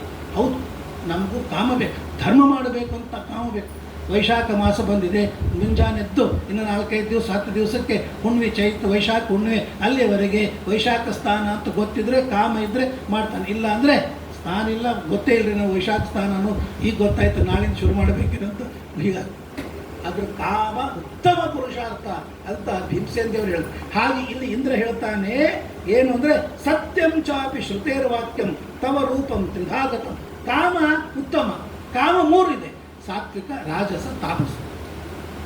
ತಾಮಸ ಕಾಮ ಯಾರು ಮಾಡಬಾರದು. ರಾಜಸ ಕಾಮನು ಉತ್ತಮರು ಮಾಡೋದಿಲ್ಲ, ಸಾತ್ವಿಕ ಕಾಮವನ್ನು ಮಾಡುತ್ತಾರೆ. ಕೇವಲಂ ಯಾವದರ್ಥಾರ್ಥಂ ತದ್ರೂಪಂ ಸಾತ್ವಿಕಂ ತವ. ಹಾಗಾಗಿ ಕಾಮ ಇವತ್ತಿನ ದಿವಸ ಜಗತ್ತಿನ ತಂದೆ ತಾಯಿಗಳಾಗಿರ್ತಕ್ಕಂಥ ಶಿವಪಾರ್ವತಿಯನ್ನು ಒಂದು ಮಾಡಬೇಕು, ಅದರಿಂದ ಜಗತ್ತಿಗೆ ಕ್ಷೇಮವಾಗಬೇಕು. ಅದಕ್ಕಾಗಿ ನೀನು ಸಾತ್ವಿಕ ರೂಪವನ್ನು ತಾಳಿ ಅವರಲ್ಲಿ ಕಾಮವನ್ನು ಹುಟ್ಟಿಸಿ ಅವರು ವಿವಾಹವನ್ನು ಮಾಡಿಕೊಂಡು ಜಗತ್ತಿಗೆ ಕ್ಷೇಮವಾಗಬೇಕು. ಆದರೆ ನೀನು ಬಂದು ಅವರ ಮನಸ್ಸಿನಲ್ಲಿ ಕಾಮವನ್ನು ಹುಟ್ಟಿಸು ಅಂತ ಇಂದ್ರ ಕಾಮನಿಗೆ ಆರ್ಡರ್ ಮಾಡ್ತಾನೆ. ಪಿನಾಕಿ ಸೈನ್ಯ ಸಂಪನ್ನ ಹಿಮಾದ್ರಿಂ ಪ್ರಯಯೌ ಸ್ಮರ. ಆಗ ಹಿಮಾಲಯ ಆಯಿತು. ಒಳ್ಳೆಯ ಕೆಲಸಕ್ಕಾಗಿ ನಾನು ಅವರಲ್ಲಿ ಕಾಮವನ್ನು ಹುಟ್ಟಿಸ್ತೇನೆ, ಒಳ್ಳೆಯ ಕಾಮವನ್ನು ಹುಟ್ಟಿಸ್ತೇನೆ. ಒಳ್ಳೆಯ ಕಾಮವನ್ನು ಮಾಡಲೇಬೇಕು, ಉತ್ತಮವಾದ ಕಾಮವನ್ನು ಮಾಡಲೇಬೇಕು. ಆದರೆ ಅವರಲ್ಲಿ ಒಳ್ಳೆಯ ಕಾಮವನ್ನು ಹುಟ್ಟಿಸ್ತೇನೆ ಅಂತ ಅವನು ಹಿಮಾಲಯಕ್ಕೆ ಬಂದಿದ್ದಾನೆ. ಕಾಮ, ಮನ್ಮಥ, ವಸಂತ ಎಲ್ಲ ಅಪ್ಸರಾಸ್ತ್ರೀಯರು. ಅಲ್ಲಿ ರುದ್ರದೇವರ ಒಬ್ಬ ಸೇವಕ ವೀರಕ ಅಂತ ಇರ್ತಾನೆ. ಅವನನ್ನು ಗೆಳೆತನವನ್ನು ಮಾಡಿಕೊಂಡು ಅವರು ಬರ್ತಾರೆ. ದೇವದಾರು ವೃಕ್ಷದ ಹತ್ತಿರ ರುದ್ರದೇವರು ತಪಸ್ಸು ಮಾಡ್ತಾ ಇದ್ದಾರೆ. ರುದ್ರದೇವರು ಇರೋದು ಹಿಮಾಲಯ ಪರ್ವತನೇ. ಅಲ್ಲಿ ಒಂದು ಕೈಲಾಸ ಶಿಖರ ಅಂತೇಳಿ ಒಂದು ಭಾಗ, ದೊಡ್ಡ ಹಿಮಾಲಯ ಪರ್ವತ. ನಾವೇನೋ 1-2 ನೋಡ್ತೀವಿ, ಬದಲು ಎಷ್ಟು ಮೌಂಟೇನ್ಸ್ ಇವೆ, ಎಷ್ಟು ಶಿಖರಗಳಿವೆ. ಇವತ್ತು ಭಾಳ ದೊಡ್ಡದಾಗಿರ್ತಕ್ಕಂಥದ್ದು. ಅದರೊಳಗೆ ಗೌರಿ ಶಿಖರ ಅಂತೂ ಇದೆ, ಕೈಲಾಸ ಶಿಖರ ಅಂತೂ ಇದೆ. ಆ ಕೈಲಾಸ ಶಿಖರದಲ್ಲಿ ಅವರು ದೇವದಾರು ಧ್ರುವ, ಆ ದೇವದಾರು ವೃಕ್ಷದ ಹತ್ತಿರ ತಪಸ್ಸನ್ನು ಮಾಡ್ತಾ ಇದ್ದಾರೆ. ಆಗ ಇಲ್ಲಿ ಪಾರ್ವತಿಯು ಕೂಡ ತಪಸ್ಸನ್ನು ಮಾಡ್ತಾ ಇದ್ದಾಳೆ. ಈ ಸಂದರ್ಭದಲ್ಲಿ ತಪಸ್ಸಿನ ಮಹಿಮೆಯನ್ನು ಹೇಳ್ತಾರೆ. ಏನು ಅಂತಂದರೆ, ನಾರದರು ಬಂದು ಇವನು ಹೇಳಿರ್ತಾರೆ ಯಾರಿಗೆ, ಹಿಮಾಲಯ ಪರ್ವತ, ನಿನ್ನ ಮಗಳು ತಪಸ್ಸನ್ನು ಮಾಡಬೇಕು. ಯಾಕೆ ನೋಡಿ, ನಾರದರ ಪಾತ್ರ ಎಷ್ಟಿದೆ. ಅಲ್ಲಿ ಹೋಗಿ ಇಂದ್ರನಿಗೆ ಹೇಳಿ, ಇಂದ್ರನಿಗೆ ಕಾಮನಿಗೆ ಹೇಳಿಸಿ, ಕಾಮ ಅಲ್ಲಿ ಹೋಗಿ ರುದ್ರದೇವರ ಮನಸ್ಸನ್ನು ಅವರು ಪಾರ್ವತಿಯ ಬಗ್ಗೆ ಆಕರ್ಷಣೆ ಆಗಬೇಕು. ಈ ಪಾರ್ವತಿಗೆ ಇಂಥ ವರ ಸಿಗಬೇಕಂದ್ರೆ ಅವಳು ತಪಸ್ಸನ್ನು ಮಾಡಬೇಕು. ಅತಪ್ತ ತಪಸ್ಸ ಯೋಗೋ ನ ಕರ್ತವ್ಯೋ ಮಯಾನಘ. ತಪಸ್ಸು ಇಲ್ಲದೆ, ಪುಣ್ಯವಿಲ್ಲದೆ ಯಾವ ಫಲವು ಸಿಗೋದಿಲ್ಲ. ತಪೋ ವಿನ ಶುದ್ಧ ದೇಹೋ ನ ಕಥಂಚನ ಜಾಯತೆ. ತಪಸ್ಸು ಇಲ್ಲ ಅಂತಾದರೆ ದೇಹ ಶುದ್ಧವಾಗುವುದಿಲ್ಲ. ನಮ್ಮ ಪ್ರಕಾರ ಶುದ್ಧಿ ಅಂದರೆ ಏನು? ಹೊರಗಿನ ಶುದ್ಧಿಯನ್ನು ಸ್ನಾನಾದಿಗಳಿಂದ, ವಸ್ತ್ರಗಳಿಂದ ಶುದ್ಧಿ ಅಂತ ಅಂದ್ಕೊಂಡಿದ್ದೇವೆ. ಅಲ್ಲ, ಇದು ಶುದ್ಧಿ ಬಾಹ್ಯ ಶುದ್ಧಿ. ಆದರೆ ಉತ್ತಮವಾಗಿರ್ತಕ್ಕಂತಹ ಸಂತಾನವಾಗಬೇಕು, ಆಮೇಲೆ ಉತ್ತಮವಾಗಿ ದೇಹ ಸಂಪರ್ಕವಾಗಬೇಕು ಅಂತಂದರೆ ಶರೀರೇಣ ಚ ಶರೀರಸ್ಯ ಸಂಗಮೋ ನ ವೃಥಾ ಭವೇತ್. ಒಂದು ಶರೀರ ಇನ್ನೊಂದು ಶರೀರದ ಜೊತೆಗೆ ಸಂಗಮ ಆದರೆ ಅದೆಂದೂ ವೃಥ ಆಗಬಾರದು. ಅದಾಗಬೇಕಾದರೆ ಉತ್ತಮವಾಗಿರ್ತಕ್ಕಂತಹ ತಪಸ್ಸು ಬೇಕು. ಆದ್ದರಿಂದಾಗಿ ತಪೋವಿನ ಶುದ್ಧ ದೇಹೋ ನ ಕಥಂಚನ ಜಾಯತೆ. ತಪಸ್ಸು ಇಲ್ಲ ಅಂತಂದರೆ ದೇಹ ಶುದ್ಧವಾಗೋದಿಲ್ಲ. ಅಶುದ್ಧವಾದ ದೇಹದ ಜೊತೆಗೆ ಸಂಯೋಗೋ ನೈವ ದೈಹಿಕ. ಒಂದು ಮಾತನ್ನು ಹೇಳಿ ಮುಂದೆ ಹೋಗ್ತಾರೆ, ಹೆಚ್ಚು ವಿವರಣೆ ಕೊಡೋದಿಲ್ಲ. ಈಗ ಅದಕ್ಕಾಗಿ ಏನು ಮಾಡ್ತಾರೆ ಅಂತಂದರೆ, ಅವ್ರು ಹಿಂದೇನು ಮಾಡ್ಯಾರೋ ಹುಡುಗಿ ಗೊತ್ತಿಲ್ಲ, ಹುಡುಗ ಏನು ಮಾಡ್ಯಾನೋ ಗೊತ್ತಿಲ್ಲ, ಎಷ್ಟು ಸ್ನಾನ ಸಂಧ್ಯಾವಂದನೆ ಪೂಜೆ ಮಾಡ್ಯಾನೋ ಗೊತ್ತಿಲ್ಲ, ಅವಳೆಷ್ಟು ಆ ವ್ರತ ಈ ವ್ರತಗಳನ್ನು ಮಾಡ್ಯಾಳೋ ಬಿಟ್ಟಾಳೋ ಗೊತ್ತಿಲ್ಲ. ಅದಕ್ಕಾಗಿ ಮದುವೆ ಆದ ತಕ್ಷಣ ಏನು ಮಾಡ್ತಾರೆ ಅಂದರೆ, ಹುಡುಗ ಹುಡುಗಿನ ಕರ್ಕೊಂಡು ಹೋಗಿ ಸ್ವಾಮಿಗಳವರ ಹತ್ರ ಭಿಕ್ಷಾ ಮಾಡಿಸಿ, ಆಮೇಲೆ ಮುದ್ರ ಹಾಕಿಸಿ, ಗುರುಮಂತ್ರೋಪದೇಶ ಅಂತ ಮಾಡಿ, ಆಕೆ ಕೃಷ್ಣ ಮಂತ್ರ, ಈಗ ನಾರಾಯಣ ಮಂತ್ರ ಕೊಟ್ಟು ಜಪ ಮಾಡಿ ಶುದ್ಧ ಆಗ್ತೀರಿ ಅಂತ. ಇದರ ಹಿನ್ನೆಲೆ ಏನು ಗೊತ್ತೇ?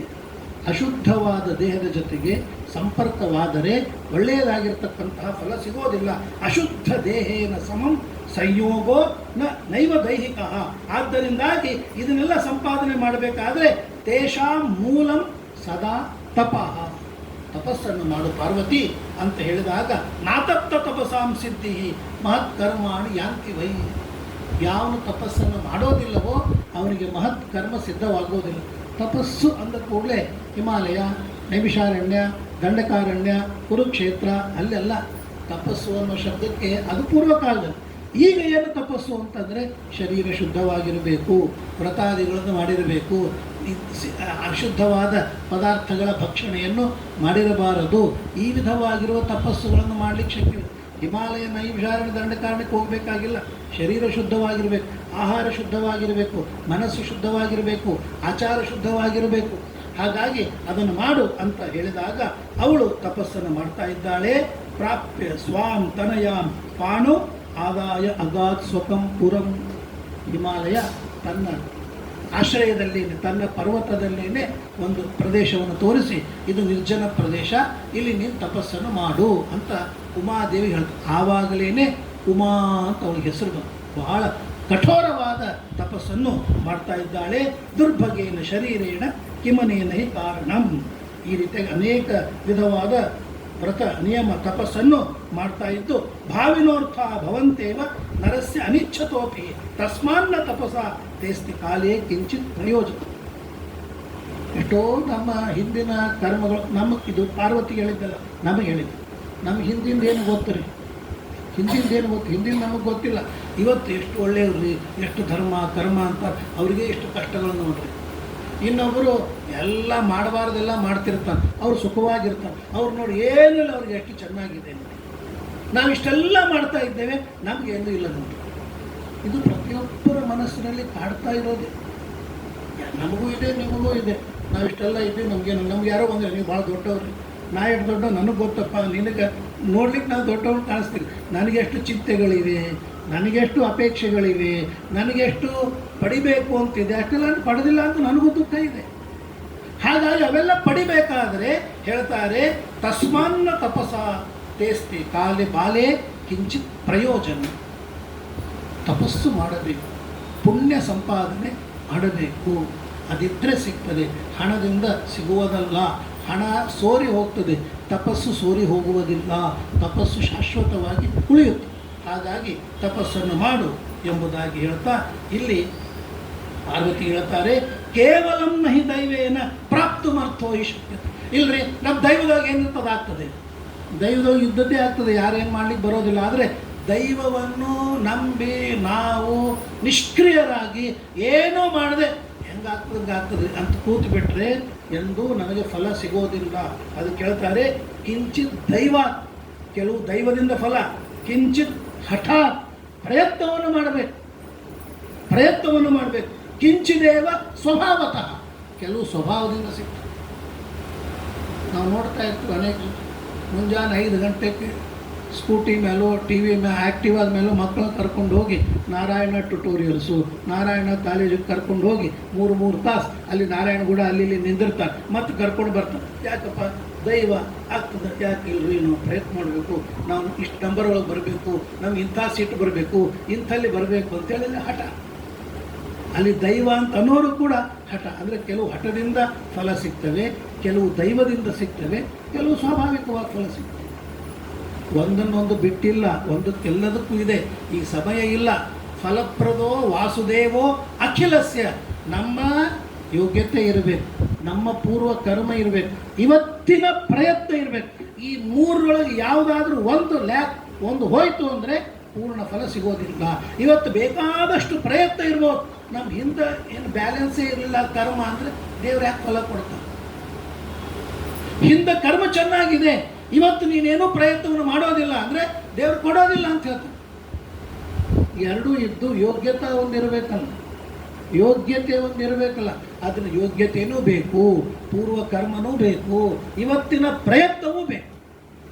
ಮೂರು ಇದ್ದರೆ ದೇವರು 100 ಮಾರ್ಕ್ಸ್ ಕೊಡ್ತಾನೆ. ಇಲ್ಲ ಅಂದರೆ 33 ದೈವಕ್ಕೆ 33, ಆಮೇಲೆ ಅಂದರೆ ದೈವ ಅದಕ್ಕೆ ಪೂರ್ವ ಯೋಗ್ಯತೆ ಹಾಕಿ. ಇನ್ನೂ 33 ಯಾವುದು ಅಂತಂದರೆ ಪೂರ್ವಕರ್ಮ, ಇನ್ನೂ 33 ಯಾವುದು ಅಂದರೆ ಇವತ್ತಿನ ಪ್ರಯತ್ನ. ಹಾಗಾದರೆ 33 ಯೋಗ್ಯತಾ ಇದೆ ಅಂತೆಲ್ಲ. ಆ ಯೋಗ್ಯತಾ ಆ್ಯಕ್ಟಿವೇಟ್ ಆಗಬೇಕಾದ್ರೆ ಇವು 60. ನಾನು ಒಂದು ಕಡೆ ಹೋಗಿದ್ದು, ಒಂದು ಉದಾಹರಣೆ ಕೊಟ್ಟು, ಶುಗರ್ ಇದೆ ರೀ, ಏನು ಮಾಡಬೇಕು ಅಂದರೆ ಟ್ಯಾಬ್ಲೆಟ್ ಕೊಟ್ಟು ಬಿಡ್ತೀವಿ ರೀ. ಒಬ್ಬ ಡಾಕ್ಟ್ರ್ ಇದ್ದಾಗ ಹೇಳ್ತೀವಿ, ನೋಡಿರಿ ನಮ್ಮ ಟ್ಯಾಬ್ಲೆಟ್ ಎಷ್ಟು ಕೆಲಸ ಮಾಡ್ತದೆ ಅಂದರೆ 3 ಭಾಗ ಮಾಡಿರಿ ಅಂತ ಹೇಳಿದ್ರು. ಭಾಳ ಚೆನ್ನಾಗಿದೆ. ಏನು ಅಂದರೆ ನೀವು 33% ಆಹಾರ ನಿಯಮನ, 100% ನಿಮಗೆ ಶುಗರ್ ಹೋಗಬೇಕು ಅಂದರೆ 33% ಡೈಟಿಂಗ್ ಮಾಡಿ, ಆಹಾರ ನಿಯಮ. ಇನ್ನು 33% ವ್ಯಾಯಾಮ ಯೋಗ ಮಾಡಿರಿ. ಇನ್ನು 33% ಟ್ಯಾಬ್ಲೆಟ್. 100% ಟ್ಯಾಬ್ಲೆಟ್ ಅಂತ ತಿನ್ನೋದು 4 ಉಂಡಿ 2 ಟ್ಯಾಬ್ಲೆಟ್ ಹಾಕ್ಕೊಂಡ್ರೆ ಶುಗರ್ ಕಮ್ಮಿ ಆಗೋದಿಲ್ಲ ಅಂತ ಹೇಳ್ಬಿಟ್ರು.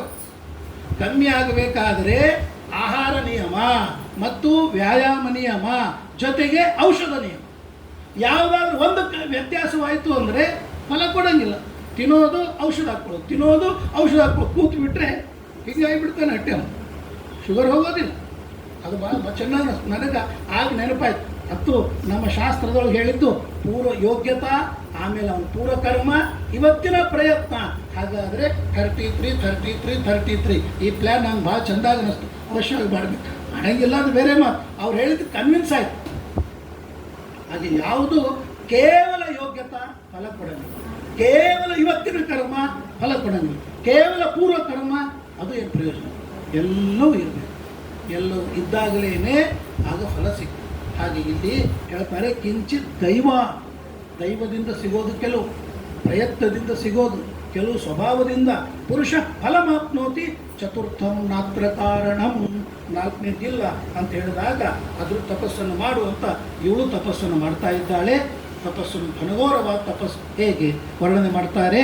ತ್ರಿಸ್ತಾತ ಪಾಟಲ ಪತ್ರ ಭಕ್ಷಕ, 3 ವರ್ಷ ಒಂದೇ ಒಂದು ಪಾಟಲ ಪತ್ರ, ಆ ಪಾಟಲ ಪತ್ರವನ್ನು ತಿಂದು, ಅಂದರೆ ಆ ದಾಸವಾಳ ಗಿಡದ ಎಲೆಯನ್ನು ತಿಂದು.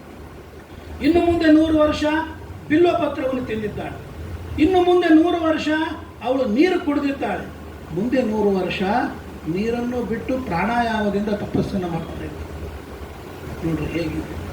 ನಾವು ತಿಳಿದಿದ್ದೇವೆ ಏನು ಸುಖವಾಗಿ ದೊಡ್ಡವರು ಮದುವೆ ಆಗ್ತದೆ, ಹಿಂದೆಷ್ಟವರು ತಪಸ್ಸು ಮಾಡಿದ್ದಾರೆ. ಹಾಗಾಗಿ ನಿರಾಹಾರ ತಪಸ್ತಾಪಂ ಪ್ರಾಪು ತತ್ ತಪಸೋ ಜನ, ಆ ತಪಸ್ಸನ್ನೆಲ್ಲ ಮಾಡಿ ಫಲವನ್ನು ಪಡೆದಿದ್ದಾರೆ. ಫಲವನ್ನು ಪಡೆದಾಗ ವಸಾನೋಲ್ಕಲ ಧರಂ ದಿವ್ಯಂ, ಅವಳು ಚೀರವಸ್ತ್ರವನ್ನು ಧಾರಣವನ್ನು ಮಾಡಿದ್ದಾಳೆ. ಆಭರಣಗಳನ್ನು, ಶುಭ್ರವಾದ ವಸ್ತ್ರಗಳನ್ನೆಲ್ಲ ಬಿಟ್ಟು ಚೀರವಸನವನ್ನು ಧಾರಣವನ್ನು ಮಾಡಿ ಅವಳು ತಪಸ್ಸನ್ನು ಮಾಡ್ತಾ ಇದ್ದಾಳೆ. ಸುಲಕ್ಷಣ ವರ ನನಗೆ ಸಿಗಬೇಕು ಅಂತ ಅವಳು ಇರ್ತಾ ಇರುವಾಗ ಈ ರೀತಿಯಾಗಿ ವಿಲೋಕ ನಿಮಿಷೇಣ ಆಗ ಆಶ್ರಮೋಪಸ್ಥಿತಂ ಹೃದಂ, ಶಿವ ಅವನು ತಪಸ್ಸನ್ನು ಮಾಡ್ತಾ ಇದ್ದಾನೆ. ಇಲ್ಲಿ ಯಾರೋ ಹೆಣ್ಣು ಮಕ್ಕಳು ತಪಸ್ಸು ಮಾಡ್ತಾ ಇದ್ದಾರೆ, ಒಂದ್ಸಲ ನೋಡಿ ಬರೋಣ ಅಂತೇಳಿ ಬಂದ. ಗೊತ್ತಾಯ್ತು ಇಲ್ಲಿ ಪಾರ್ವತಿ ಇದ್ದಾಳೆ ಅಂತ, ಸಖಿಯರೆಲ್ಲರೂ ಇದ್ದಾರೆ. ಆಗ ಅವನು ಬ್ರಹ್ಮಚಾರಿಯ ರೂಪದಿಂದ ಬಂದ. ಬ್ರಹ್ಮಚಾರಿಯ ರೂಪದಿಂದ ಬಂದು ಅಲ್ಲೊಂದು ಸರೋವರ ಇತ್ತು, ಸರೋವರದಲ್ಲಿ ಬಿದ್ದ. ಅವ್ರಿಗೆ ಈಜು ಬರೋದಿಲ್ಲ ಅಂತಿಲ್ಲ, ಅಯ್ಯೋ ನಾನು ಬಿದ್ದಿದ್ದೇನೆ, ನನಗೆ ಯಾರಾದರೂ ಎಬ್ಬಿಸ್ರಿ, ನನಗೆ ಈಜು ಬರೋದಿಲ್ಲ ಅಂತ ಹೇಳಿದಾಗ ಸಖಿಯರೆಲ್ಲರೂ ಬಂದರು, ಪಾರ್ವತಿಯ ಸಖಿಯರು ಬಂದರು. ತತ ಸಮಾಪ್ತ ನಿಯಮ ಪಾರ್ವತಿ ಸ್ವಯಂ, ಅವರು ಬಂದು ಹಿಡಿದ್ರೆ ನಿಮ್ಮ ಕೈ ಹಿಡಿಯೋದಿಲ್ಲ, ನನಗೆ ಯಾರಾದರೂ ಎಬ್ಬಿಸ್ಬೇಕು ಅಂತಂದರೆ ಅವ್ರು ಹೇಳ್ತಾರೆ, ನಾಹಂ ಸ್ಪೃಶಾಮಿ ಅಸಂಸಿದ್ಧ ಮ್ರಿಯೇವ ನಾಮೃತಂ ತಿದಂ, ಸಿದ್ಧರಾದ ಪುರುಷರು ನನ್ನ ಕೈ ಹಿಡಿದ ನನಗೆ ಎಬ್ಬಿಸ್ಬೇಕು, ಯಾರ ಕೈ ಅವ್ರ ಕೈ ನಾನು ಹಿಡಿಯೋದಿಲ್ಲ ಅಂತ ಹೇಳಿದ್ರೆ ಎಲ್ಲರೂ ದೂರ ಸರಿಬಿಟ್ರು. ಪಾರ್ವತಿ ಒಬ್ಬ ತಪಸ್ಸು ಮಾಡ್ತಾಯಿದ್ದೆ, ಅವಳಿಗೆ ಗೊತ್ತಾಯ್ತು. ಆದರೆ ಅವಳೊಂದು ನನ್ನ ತಪಸ್ಸು ಇಷ್ಟು ಜಪ ಆಗೋವರೆಗೆ ನಾನು ಹೇಳೋದಿಲ್ಲ. ಕೆಲವರಿಗೆ ಫೋನ್ ಬಾಜುಗೆ ಇಟ್ಬಿಟ್ಟು ತಪಸ್ಸು ಮಾಡಿ ಜಪ ಮಾಡ್ತಿರ್ತಾರೆ. ಅವರು ಒಂದೊಂದು ಜಪಕ್ಕೆ ಒಂದೊಂದು ಸಲ ಕಾಲು ಬರ್ತಿತ್ತು. ಅವು 10 ಜಪನೂ ಒಂದು ಸಲ ಮಾಡೋದಿಲ್ಲ. ಎಷ್ಟೇ ಸ್ಟ್ರೆಚ್ 10 ಜಪ ಆಗಂಗಿಲ್ಲ, ಎಲ್ಲ ಸ್ವಿಚ್ ಆಫ್ ಮಾಡ್ತಾರೆ. ಫೋನ್ ಮಾತ್ರ ಸ್ವಿಚ್ ಆಫ್ ಮಾಡ್ತಾರೆ. ಹೆಂಡತಿಗೂ ಸ್ವಿಚ್ ಆಫ್, ನೀವು ಬರಬೇಡ, ಒಂದು ತಾಸು ನನ್ನ ಜೊತೆ ಮಾತಾಡಿಸ್ಬೇಡ ಅಂತಾರೆ. ಆದರೆ ಫೋನ್ ಮಾತ್ರ ಸ್ವಿಚ್ ಆಫ್ ಮಾಡೋದು. ಆಗ ಅವ್ರು ಹೇಳ್ತಾರೆ, ತತ ಸಮಾಪ್ತ ನಿಯಮ ಪಾರ್ವತಿ ಸ್ವಯಮಾಯ. ಆ ಪಾರ್ವತಿ ಏನು ಅವತ್ತಿನ ದಿವಸದ ಜಪ ಇತ್ತು ಮುಗಿಸ್ಕೊಂಡು ಬಂದಿದ್ದಾಳೆ. ಆಗೆಲ್ಲ ಸಖೆ ಒಬ್ಬ ಬ್ರಹ್ಮಚಾರಿ ಮುಳುಗ್ತಾ ಇದ್ದಾನೆ, ಬಾ ಬಾ ಬಾ ನೀನು ಅವನು ಎಬ್ಬಿಸು ಅಂತ ಹೇಳಿದಾಗ ಎಡಗೈ ಕೊಡ್ತಾನೆ. ಸವ್ಯಂ ಕರೌ ದದೌ ಅಸ್ಯ ನಾಸೌ ಅಭ್ಯನಂದತ.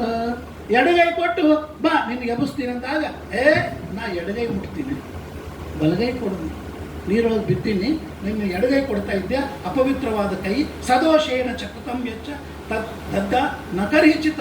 ಎಡಗೈಯಿಂದ ಮಾಡಿದ್ರೆ ಪುಣ್ಯ ಬರೋದಿಲ್ಲ, ಬಲಗೈಯಿಂದ ಮಾಡಿದರೆ ನನ್ನನ್ನು ಬದುಕಿಸಿದ ಪುಣ್ಯ ನಿನಗೆ ಬರ್ತದೆ, ಬಲಗೈ ಕೊಡು ಅಂತ ಹೇಳಿದಾಗ, ನಾಹಂ ದತ್ತಂಚ ದಕ್ಷಿಣಂ.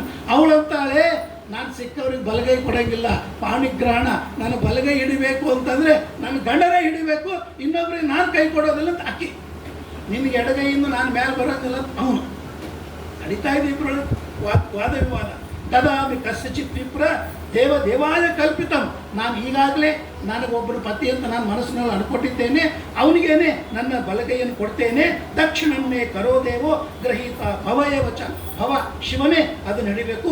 ಶೀರ್ಯತೇಚ ಉಗ್ರ ತಪಸ್ಸು, ಅವನಿಗೋಸ್ಕರ ನಾನು ತಪಸ್ಸು ಮಾಡ್ತಾ ಇದ್ದೇನೆ, ನಾನು ಕೊಡೋದಿಲ್ಲ ನಿನಗೆ ಬಲಗೈ ಅಂತ ಹೇಳಿದಾಗ, ಆಗ ಬ್ರಾಹ್ಮಣ ಹೇಳ್ತಾನೆ, ಅವಜಾನಾಸಿ ವಿಪ್ರಾಂಸ್ತಂ ತತ್ಶೀಘ್ರಂ ರಜ ದರ್ಶನ. ಒಬ್ಬ ಬ್ರಾಹ್ಮಣ ಬ್ರಹ್ಮಚಾರಿ ಬಂದು ಕೇಳ್ತಾ ಇದ್ದಾನೆ, ಅವ್ರು ಬದುಕಿಸಬೇಕು. ಈ ಸಂದರ್ಭದಲ್ಲಿ ನಾನು ಎಡಗೈ ಕೊಡ್ತೇನೆ, ಬಲಗೈ ಕೊಡೋದಿಲ್ಲ ಅಂದರೆ ಬ್ರಹ್ಮಚಾರಿಯನ್ನು ನೀನು ರಕ್ಷಣೆ ಮಾಡಿದ ಪುಣ್ಯ ನಿನಗೆ ಸಿಗೋದಿಲ್ಲ. ನೀನು ಬಲಗೈ ಕೊಟ್ಟರೆ ನಾನು ಬರ್ತೀನಿ, ಇಲ್ಲಾಂದರೆ ಇಲ್ಲ ನೀರಿನೊಳಗೆ ನಾನು ಮುಳುಗ್ತೇನೆ ಹೊರತು ನಾನು ನಿನ್ನ ಎಡಗೈಯಿಂದ ಮೇಲೆ ಬರೋದಿಲ್ಲ ಅಂತ ಆ ಬ್ರಹ್ಮಚಾರಿ ಹೇಳ್ತಾರೆ.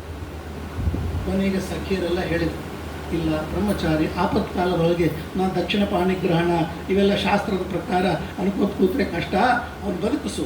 ತತಸ್ಸಾ ದಕ್ಷಿಣಂ ಕರಂ ತತ್ವ ಪ್ರೋಜ್ಜಹಾರ ಚ. ಆಗ ಅವರೆಲ್ಲ ಹೇಳಿದಾಗ ಬಲಗೈಯನ್ನು ಕೊಡ್ತಾಳೆ. ಹಾಗೆಯೇ ಸ್ಥಾತ್ವ ಬದ್ವ ಯೋಗಾಸನ ಸ್ಥಿತ. ನೋಡ್ರಿ ಎಷ್ಟು ಚೆನ್ನಾಗಿದೆ. ಆಯಿತು, ಬದುಕಿಸಿದ್ರು. ನೀನು ಯಾರು ಕುಲಗೋತ್ರ ಏನು ಕೇಳಿಲ್ಲ, ಹೋದ್ಲು. ಯಾವನಿಗೋ ಒಬ್ಬ ಪುರುಷನಿಗೆ ನಾನು ಬಲಗೈ ಕೊಟ್ಟುಬಿಟ್ಟೆ, ಅಯ್ಯೋ ನಾನು ತಪ್ಪಾಯಿತು ಅಂತ ಹೋಗಿ ಸ್ನಾನವನ್ನು ಮಾಡಿ, ತಲೆಯ ಸ್ನಾನವನ್ನು ಮಾಡಿ ಯೋಗಾಸನದಲ್ಲಿ ಕುಳಿತು, ಅಯ್ಯೋ ನಾನು ಒಬ್ಬ ಪುರುಷನನ್ನು ಮುಟ್ಟಿಬಿಟ್ಟೆ, ಆದ್ದರಿಂದ ನಾನು ಮತ್ತೆ ತಪಸ್ಸು ಮಾಡಬೇಕು ಇವತ್ತು ಹೆಚ್ಚಿಗೆ ಅಂತ ಅವರು ತಪಸ್ಸಿಗೆ ಕೂತಿದ್ದಾರೆ. ದೇವಿ ಪ್ರಾಹಜ್ವಾಲಯಿಷ್ಯೆ ಶರೀರಂ ಯೋಗವನ್ನಿನ. ನನ್ನ ಯೋಗವನ್ನಿಯಿಂದ ಅವನು ಮುಟ್ಟಿದ ಪಾಪದಿಂದ ಏನು ಶರೀರ ಅಪವಿತ್ರವಾಯಿತೋ, ಯೋಗ ಅಗ್ನಿಯಿಂದ ಆ ಎಲ್ಲ ಪಾಪವನ್ನು ನಾನು ಕಳೆದುಕೊಳ್ತೇನೆ. ಮಹಾದೇವ ಕೃತಮತಿ ಉಚ್ಛಿಷ್ಟಾಹಂ ಯಥೋಭವ. ಇನ್ನೊಬ್ಬರು ಮುಟ್ಟಿದ ಕೈಯನ್ನು ನನ್ನ ಪತಿಗೆ ನಾನು ಕೊಡುತ್ತೆ, ಅದು ಉಚ್ಛಿಷ್ಟವಾಗುತ್ತದೆ. ಏನು ಧರ್ಮನೇ, ಏನು ಧರ್ಮ ಎಲ್ಲ ಹೇಳಬಾರ್ದು. ಈಗೆಲ್ಲ ಪ್ರೀ ವೆಡ್ಡಿಂಗ್ ಶೂಟ್ ಅಂತಾರೆ, ಬಟ್ಟೆ ಬರೀ ಕೊಂಡ್ಕೊಳ್ಳಿಕ್ಕೆ ಇವರು ಬರ್ತಾರೆ, ಅವರು ಬರ್ತಾರೆ. ನಿನಗೇನು ಸಿಟ್ಟು, ಇನ್ನೊಂದ್ಸಲ ನೋಡ್ಕೊಂಡು ಬಾ ಅಂತ ಹೇಳ್ತಾರೆ. ಅಲ್ಲೇನೋ ಟ್ರಯಲ್ ರೂಮ್ ಅಂತ ಇರ್ತವೆ, ಹಾಕ್ಕೊಂಡು ಬಂದಮೇಲೆ ದೇವ್ರ ಮುಂದೆ ಇಡಬೇಕಾಗಿ. ಟ್ರಯಲ್ ರೂಮ್ ಒಳಗೆ ಎಲ್ಲ ಹಾಕ್ಕೊಂಡು ಬಂದಮೇಲೆ ಎಲ್ಲ ಅನ್ನು ದೇವ್ರ ಮುಂದಿಟ್ಟು ಈ ವರಪೂಜಾ ದಿವಸ ಮಂಗಳಾರತಿ ಮಾಡೋದೇನು ಸರ್ವತಾ ಎಲ್ಲ ಇಲ್ಲ. ಅದನ್ನು ಮೈಗೆ ತಾಕಿಸಬಾರದು ಅಂತ ಬಟ್ಟೆನೇ ಅಷ್ಟು ಹೇಳಿದ್ದಾರೆ. ಇನ್ನು ಪ್ರೀ ವೆಡ್ಡಿಂಗ್ ಶೂಟ್ ಅಂತಾರೆ, ಏನೇನೋ ಮಾಡ್ತಾರೆ. ಈಗಂತೂ ಮದುವೆಗಿಂತ ಮುಂಚಿನ ದಿವಸನೇ ಅವ್ರು ರಿಸೆಪ್ಷನ್ ಮಾಡಿಬಿಡ್ತಾರೆ. ಅವಕ್ಕೆ ಒಂದು ದಿವಸ ಕೊಟ್ಟಿರ್ತಾರೆ, ಎರಡನೇ ದಿವಸ ಮೂರನೇ ದಿವಸ ಮತ್ತು ಲಕ್ಷಗಳು ಎಲ್ಲಿ ಕೊಡೋದು. ಅದ್ರ ಮೊದಲನೇ ದಿವಸನೇ ಏನು ಎದುರುಗೊಳ್ಳೋ ದಿವಸನೇ ಎಲ್ಲ ಕಡೆ ಇಲ್ಲ, ಹೆಂಗಿದೆ ನಂಗೆ ಗೊತ್ತಿಲ್ಲ. ಬೆಂಗಳೂರಲ್ಲೆಲ್ಲ ಕಡೆಗೆ ಹಿಂದಿನ ದಿವಸನೇ ಅವ್ರು ಏನಪ್ಪ ರಿಸೆಪ್ಷನ್. ಇದೇನು ರಿಸೆಪ್ಷನ್, ನೀವು ಮದುವೆ ಅದು ಇಲ್ಲರಿ ಅಚ್ಚ, ನಿಮಗೆ ಗೊತ್ತಿಲ್ಲ, ನೀವು ಬರೋದು ಇಲ್ಲ, ನೀವು ಕರ್ಲೂನ ಬರೋಂಗಿಲ್ಲ ಅಂತಿಲ್ಲ. ಮದುವೆ ಅಚ್ಚುತ್ತಾಗಿ ಬರ್ತೀವಿ ಎಲ್ಲ ಈಗ ಮಾಡಿ. ಆ ಮದುವೆಗೆ ಅರ್ಥವೇ ಇಲ್ಲ. ಅಂತಃಪಟ ತೆಗೆದಾಗನೇ ಹುಡುಗ ಹುಡುಗಿ ನೋಡ್ಕೊಳ್ಬೇಕು ಅಂತ ಹೇಳ್ತಾರೆ. ಅಂಥದ್ದು ಆ ಬ್ರಾಹ್ಮಣ ಬ್ರಹ್ಮಚಾರಿ ಮುಟ್ಟಿದ್ದೇನೆ. ಆದ್ದರಿಂದಾಗಿ ಮಹಾದೇವ ಕೃತಮತಿ, ಮಹಾದೇವನಲ್ಲೇ ನಾನು ಮನಸ್ಸನ್ನಿಟ್ಟಿದ್ದೇನೆ. ಉಚ್ಛಿಷ್ಟ, ಇನ್ನೊಬ್ಬರು ಮುಟ್ಟಿದರೆ ಇನ್ನೊಬ್ಬರು ಅನುಭವಿಸಿದ ಕೈಯನ್ನು ನನ್ನ ಗಂಡರಿಗೆ ನಾನು ಹೇಗೆ ಕೊಡಲಿ. ಏನು ಪಾತಿವ್ರತ್ಯ, ಏನು ನಿಷ್ಠೆ, ಏನು ಧರ್ಮ, ಇದೆಲ್ಲ ಮಾಡ್ತೀವಿ ಅನ್ನೋದಲ್ಲ. ಪುರಾಣದಲ್ಲಿ ಇದೆ ಅನ್ನೋದನ್ನು ಕಾನ್ಸೆಪ್ಟ್ ತಿಳ್ಕೊಂಡ್ರೆ ಸಾಕು. ಈ ಹೇಳೋರಿಗೂ ಆ ಅವಸ್ಥೆ ಇಲ್ಲ, ಕೇಳೋರಿಗೂ ಆ ಅವಸ್ಥೆ ಇಲ್ಲ. ಆದ್ದರಿಂದ ಚಿಂತೆ ಮಾಡೋ ಕಾರಣವಿಲ್ಲ.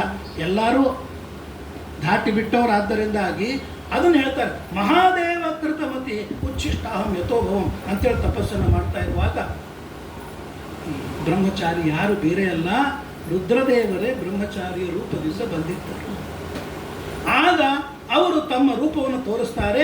ತಪಸ್ತ್ವಯ ಸಮಾರಬ್ಧಂ ನಾನು ರೂಪಂ ವಿಭಾತಿಬೆ. ನೋಡು, ಯಾಕಿಷ್ಟು ತಪಸ್ಸನ್ನು ಮಾಡ್ತಾ ಇದ್ದಿ, ಆ ತಪಸ್ಸಿನ ಫಲ ನಾನು ಎದುರಿಗೆ ಬಂದು ನಿಂತಿದ್ದೇನೆ ನೋಡು ಅಂತ ಹೇಳಿದಾಗ ನಿನಗೆ ದುರ್ಲಭವಾದ ಎಲ್ಲ ಭೋಗವನ್ನು ನಾನು ಕೊಡ್ತೇನೆ. ಅವಿಜ್ಞಾತಾನ್ವಯೋ ನಗ್ನ ಶೂಲಿ ಭೂತ ಗಣಾಧಿಪ ಸ್ಮಶಾನ ನಿಲಯೋ ಭಸ್ಮ ಉದ್ಧೂಲನೋ ವೃಷವಾಹನ.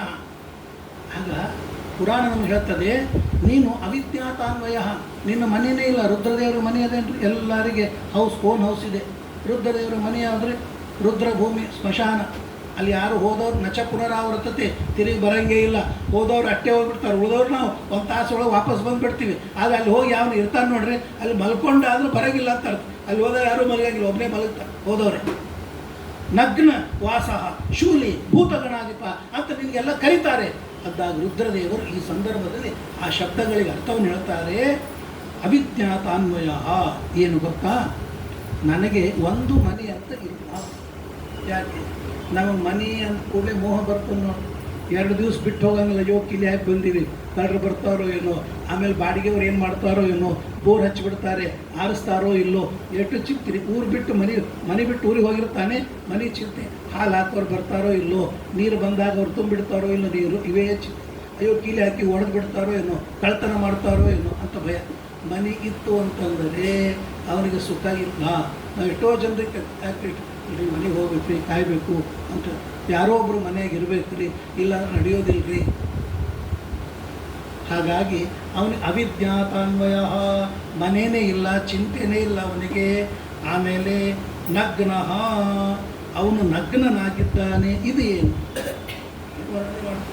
ತೇಷಾಮೇಕೋಪಿ ನೈವಾಸ್ತಿ ತನ್ನೋ ಉಚಿತಸ್ಸತೆ. ಆದವರು ಹೇಳ್ತಾರೆ, ಅವರು ವಿರಕ್ತರು. ರುದ್ರದೇವರು ಕಾಮವನ್ನು ಗೆದ್ದವರು. ಅವರಿಗೆ ಈ ಯಾವ ಸಾಂಸಾರಿಕವಾದ ವಿಷಯಗಳಲ್ಲಿ ಮೋಹ ಇಲ್ಲ, ಆದ್ದರಿಂದ ನಗ್ನರಾಗಿದ್ದಾರೆ. ನೋಡ್ರಿ, ಈಗೆಲ್ಲ ನಾವು ಎಷ್ಟು ನಾವು ನಗ್ನರಾಗಬೇಕಾಗಿಲ್ಲ. ನಮ್ಮ ಮನೆ ಹೆಂಗಿರ್ತಾವೆ ಗೊತ್ತದ, ಒಂದು ಸೊಳ್ಳೆನೂ ಹೊರಗೆ ಬರಬಾರ್ದು, ಹೊರಗಿಂದ ಒಳಗೆ ಮೆಶ್ ಆಗಿಬಿಟ್ಟಿರ್ತಂದರೆ ನಮ್ದು ಎಷ್ಟು ಧರ್ಮ ಅಂದರೆ ಒಬ್ಬರೂ ಮನೆಯೊಳಗೆ ಬರಬಾರ್ದು, ಸೊಳ್ಳೆನೂ ಬರಬಾರ್ದು, ಜನ ಅಂತೂ ಬರಲೇಬಾರ್ದು, ಒಂದು ಸೊಳ್ಳೆನೂ ಬರಬಾರ್ದು ಅನ್ನುವಾಗ ಎಲ್ಲ ಕಡೆ ಕವರ್ ಮಾಡ್ಕೊಂಡು ಕೂತ್ಬಿಟ್ಟಿವಿ. ಏನು ಹೇಳೋದು ಅಂದರೆ ಸೊಳ್ಳೆ ಬರುತ್ತೆ ಅಂತಲ್ಲ, ಸಂಜೆ ಹೊತ್ತಿನಾಗಿ ಇದು ಎಲ್ಲರಿಗೂ ಸಮಸ್ಯೆ. ಸಾಯಂಕಾಲ ಬೆಳಿಗ್ಗೆ ಹೊತ್ತು ಬಾಗಿಲು ಹಾಕಿರಬಾರ್ದು, ಯಾಕೆಂದರೆ ಲಕ್ಷ್ಮಿ ಬರ್ತಾಳೆ. ಬೆಳಿಗ್ಗೆ ಬಾಗಿಲು ತೆಗೆದು ಸೂರ್ಯೋದಯದ ಕಾಲದಲ್ಲಿ ರಂಗೋಲಿ ಹಾಕಿ ಬಾಗಿಲು ತೆಗೆದಿಟ್ಟಿರ್ಬೇಕು, ದೇವತೆಗಳೆಲ್ಲ ಬರ್ತಿರ್ತಾರೆ. ಸಾಯಂಕಾಲನೂ ದೀಪ ಹಚ್ಚಬೇಕು, ಬಾಗಿಲು ತೆಗೆದಿಟ್ಟಿರ್ಬೇಕು. ಈಗ ಬಾಗಿಲು ತೆಗಿಯೋಂಗೇ ಇಲ್ಲ, ಸೊಳ್ಳೆ ಬರ್ತದೆ. ದೇವತೆಗಳು ಬರ್ತಾರೋ ಬಿಡ್ತಾರೋ ಗೊತ್ತಿಲ್ಲ, ಸೊಳ್ಳೆಗಳಂತೂ ಭಾಳ ಬಂದುಬಿಡ್ತಾರೆ. ಹಾಗಾಗಿ ಈ ರುದ್ರದೇವರಂತಾರೆ ನಗ್ನ, ನನಗೆ ಯಾವುದರ ಮೇಲೆ ಮೋಹವಿಲ್ಲ ಅನ್ನೋದಕ್ಕಾಗಿ ಅದು ತೋರಿಸ್ಕೊಡ್ತಾರೆ. ಆಮೇಲೆ ಇನ್ನೊಂದು ಹೇಳ್ತಾರೆ, ಭೂತಗಣಾಧಿಪ. ಎಷ್ಟು ಮಹತ್ವ.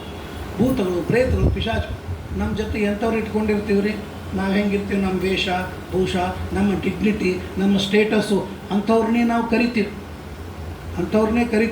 ನಮಗಿಂತ ಲೋ ಲೆವೆಲ್ ಒಳಗಿದ್ದವರು ನಾವು ಮದುವೆಗೆ ಮುಂಜುವಿಗೆ ಗೃಹ ಪ್ರವೇಶಕ್ಕೆ ಕರೆಯೋದಿಲ್ಲ.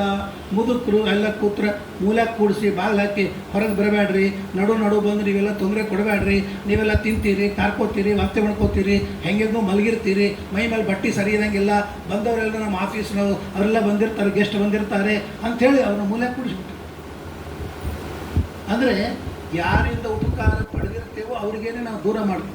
ರುದ್ರದೇವರಂತಾರೆ, ನಾನು ಎಲ್ಲರ ಮೇಲೆ ಸಮಾನವಾಗಿದ್ದೇನೆ. ಭೂತಗಳು ಬರಲಿ, ಪ್ರೇತಗಳು ಬರಲಿ, ಭಕ್ತರು ಬರಲಿ, ಋಷಿಗಳು ಬರಲಿ, ಮುನಿಗಳು ಬರಲಿ, ಎಲ್ಲರ ಜೊತೆಗೆ ಏಕಪ್ರಕಾರವಾಗಿರುವ ವ್ಯವಹಾರ, ಒಂದೇ ವಿಧವಾದ ವ್ಯವಹಾರ ಅನ್ನೋದಕ್ಕಾಗಿ ಭೂತ, ಪ್ರೇತ, ಪ್ರಮಥ, ಪಿಶಾಚ. ಆಮೇಲೆ ಹೇಳ್ತಾರೆ, ಇನ್ನು ವೃಷವಾಹನ. ರುದ್ರದೇವರ ವಾಹನ ಯಾವುದ್ರೆ ನಂದಿ ವಾಹನ ಅಂತಂದರೆ ಉಳಿದವರು ವಾಹನಗಳ ಮೇಲೂ ಮನುಷ್ಯನ ಅಳಿತಾರೆ. ನಾವು ಸ್ಕೂಟರ್ ಇದ್ದರೆ ಸಾದಾ ಇದ್ದಾನಂತ, ಆ್ಯಕ್ಟಿವಾ ಇದ್ದರೆ ಪರವಾಗಿಲ್ಲ ಅಂತ ಹೇಳ್ತಾರೆ. ಹಿಂದೆಲ್ಲ ರಾಜದೂತ್ ಇರ್ತಿದ್ದು, ಲ್ಯಾಂಬ್ರೇಟಾ ಅಂತ ಇರ್ತಿದ್ದು, ಸ್ಕೂಟರ್ ಇರ್ತಿದ್ದು, ಏನೇನೋ ಅದ್ರ ಮೇಲಿಂದ. ಆಮೇಲೆ ಅಂಬ್ಯಾಸಿಡರ್ ಇದೆ ಅಂದರೆ ಯಾರೂ ಕೆಳಗೆ ಇಲ್ಲ, ಬೆಂಚ್ ಬೇಕಂತ ಹೇಳ್ತಾರೆ. ಅಂಬ್ಯಾಸಿಡರ್ ಟೋಕ್ ಯಾವುದೋ ಒಂದು ಹಳೆಯ 30 ವರ್ಷದಿದ್ದರೆ ಅಂಬ್ಯಾಸಿಡರ್ ಆನೆ ಇದ್ದಂಗೆ ಬೆಂಚು ಚಲುವಾಗಿರ್ಬೇಕು, 30 ಲಕ್ಷ 40 ಲಕ್ಷ ಇರಬೇಕು ಅಂತ. ಅದ್ರೊಳಗೆ ಭಾರಿ ಆನ್ ರೋಡ್ ಎಷ್ಟು ಅಂತ ಹೇಳ್ತಾರೆ. ಅದೆಲ್ಲ ಕೇಳಿದ್ಮೇಲೆ ಇಷ್ಟು ಆಯಿತು ಅಂತ.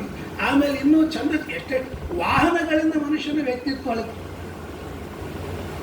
ಸಿನಿಮಾ ಆ್ಯಕ್ಟರು ಅವನಿಗೆ ಹೆಲಿಕಾಪ್ಟರ್ ಇದೆ ಅಂದರೆ ಭಾರಿ. ಆ ಹೆಲಿಕಾಪ್ಟರ್ ಹೋಗೂ ಕೂಡ 20 ಲಕ್ಷ 30 ಲಕ್ಷ 50 ಲಕ್ಷ 2 ಕೋಟಿ 4 ಕೋಟಿ ಮನಿ ಎಷ್ಟಿದ್ದಾರೆ 50 ಕೋಟಿ 100 ಕೋಟಿ ಅಂದರೆ ಅವನು ದೊಡ್ಡವನ. ಅಂದರೆ ಮನುಷ್ಯನ ವ್ಯಕ್ತಿತ್ವ ಅಲ್ಲ, ಅವನ ಸುತ್ತಮುತ್ತಲಿನ ರುದ್ರದೇವರು ಹೇಳ್ತಾರೆ, ನಾನು ವೃಷವಾಹನ, ಬೇಕು ವಾಹನ ಹೊರತು ಅಂಥದ್ದೇ ವಾಹನ ಅಂತ ಅಲ್ಲ. ವೃಷವಾಹನ, ಎತ್ತು ನನಗೆ ವಾಹನವಾಗಿದೆ. ಆಮೇಲೆ ಸವ್ಯಾಲ ಪಾಣಿನ ಕ್ಷೌಮ, ರುದ್ರದೇವರು ಏನು ಸುತ್ತಲವರಿಗೆ ಹಾವು, ಹೌದಾ, ನಾಗಧರ ಅವನು. ಆದ್ದರಿಂದ ಹಾವು ಅಂದರೆ ನನಗೆ ಹಾವುಗಳು ವಿಷನೂ ಕೂಡ ನನಗೇನು ಬಾಧೆ ಆಗೋದಿಲ್ಲ. ನಾಗಧರ, ಆದ್ದರಿಂದಾಗಿ ನಾಗರಾಜನನ್ನೇ ಅವನು ಇಟ್ಕೊಂಡಿದ್ದಾನೆ. ಹಾವು ಕೂಡ ನನ್ನ ಜೊತೆಗೆ ಪ್ರೀತಿಯಿಂದ ಇರ್ತದೆ, ಹಾವಿಗೂ ನಾನು ರಕ್ಷಣೆಯನ್ನು ಮಾಡ್ತೇನೆ. ಸವ್ಯಾಲ ಪಾಣಿನ ಕ್ಷೌಮ ತ್ವಜಂಧನ ಬಂಧನತ ಕಥಂ, ಮತ್ತು ಮೈ ಮೇಲೆ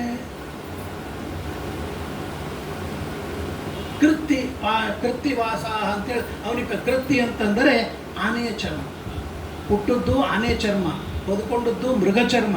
ಯಾಕೆ ಹೀಗೆ ಅಂತಂದರೆ ನೀವೆಲ್ಲ ರೇಷ್ಮೆ ಬೇಕು, ಬಟ್ಟೆಗಳು ಬೇಕು. ಈಗೆಲ್ಲ ಬಟ್ಟೆಗಳಿಗೆ 50,000 60,000 ಲಕ್ಷ 2 ಲಕ್ಷ ಬಟ್ಟೆ. ಬರೀ ಅವ್ರ ಮೆರವಣಿಗೆ, ಆ ಮೆರವಣಿಗೆಗಳು ಅವಾಗ ನೋಡೋಂಗೇ ಇಲ್ಲ ಯಾರು. ಆ ಬರೀ ಬಾರಿಸೋರು ಕುಣಿಯೋರು ಇವರೇ ಇರ್ತಾರೆ. ಅವ ಎಲ್ಲೋ ಲೈಟ್ ಬಿದ್ದು ಅವೆಲ್ಲ ಬೆವರು ಸುರಿತಾ ಇರ್ತವೆ. ಅವನು ಯಾಕಾದರೂ ಇದು ನನಗೆ ಕೂಡಿಸ್ಯಾರಪ್ಪ, ಇದು ಚಿತ್ರವಾದ ಅವನಿಗೆ. ಅವನು ಯಾರೂ ನೋಡ್ತಾನೇ ಇರೋಂಗಿಲ್ಲ, ಇನ್ನೊಂದಿಷ್ಟು ಕುಣಿರಿ ಅಂತ ಹೇಳ್ತಿರ್ತಾರೆ. ಹಾಗೆ ಅವನಿಗೆ ವಸ್ತ್ರ ಆಭೂಷಣಗಳು. ರುದ್ರದೇವರಿಗೆ ರೇಷ್ಮೆ ಇಲ್ಲ, ನಾನು ಕೃತ್ತಿವಾಸನ ಹಿಂದೆ ನೀ 40 ಅಂದರೆ ಗಜ ಚರ್ಮಾಂಬರ ಧರ, ಅದನ್ನು ಧಾರಣವನ್ನು ಮಾಡಿದ್ದೇನೆ ಅಂದರೆ ಈ ಥರ. ಆಮೇಲೆ ಜನಹಾಸ್ಯಕರಂ ಸರ್ವಂ ತ್ವಯ ಆರಬ್ಧ ಸಾಂಪ್ರತಂ, ಜನ ಎಲ್ಲ ನೋಡಿ ನಗುತ್ತಾರೆ ಅಂತ ಕೇಳಿದಾಗ ಅವರಂತಾನೆ, ಅವ್ರು ಯಾರು ನಗೋರು ನಗುತ್ತಿರ್ತಾರೆ. ನಾ ಹೇಗಿರ್ಬೇಕು ಹಾಗಿರ್ಬೇಕು ಹೊರತು ಇನ್ನೊಬ್ಬರು ಸಲುವಾಗಿ ನಮ್ಮದೆಲ್ಲ ಭಯ.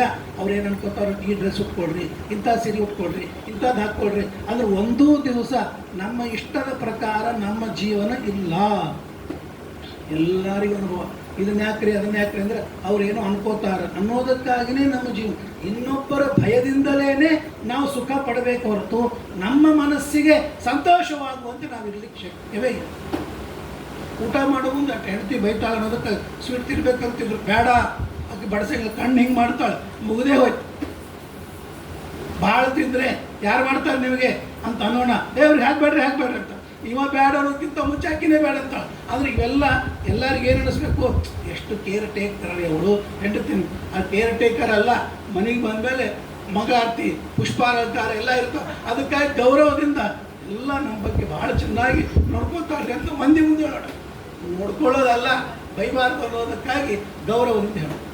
ಆ ಥರ ಅಲ್ಲ ರುದ್ರದೇವರು ಹೇಳ್ತಾ, ನಿವರ್ತಯ ಮನಸ್ತಸ್ಮಾತ್ ಸರ್ವ ವಿರೋಧಿನ ಮೃಗಾಕ್ಷಿ ಮದನಾರಾರ್ತೆ ಮರ್ಕಟಾಕ್ಷಸ್ಯ ಪ್ರಾರ್ಥನಾ.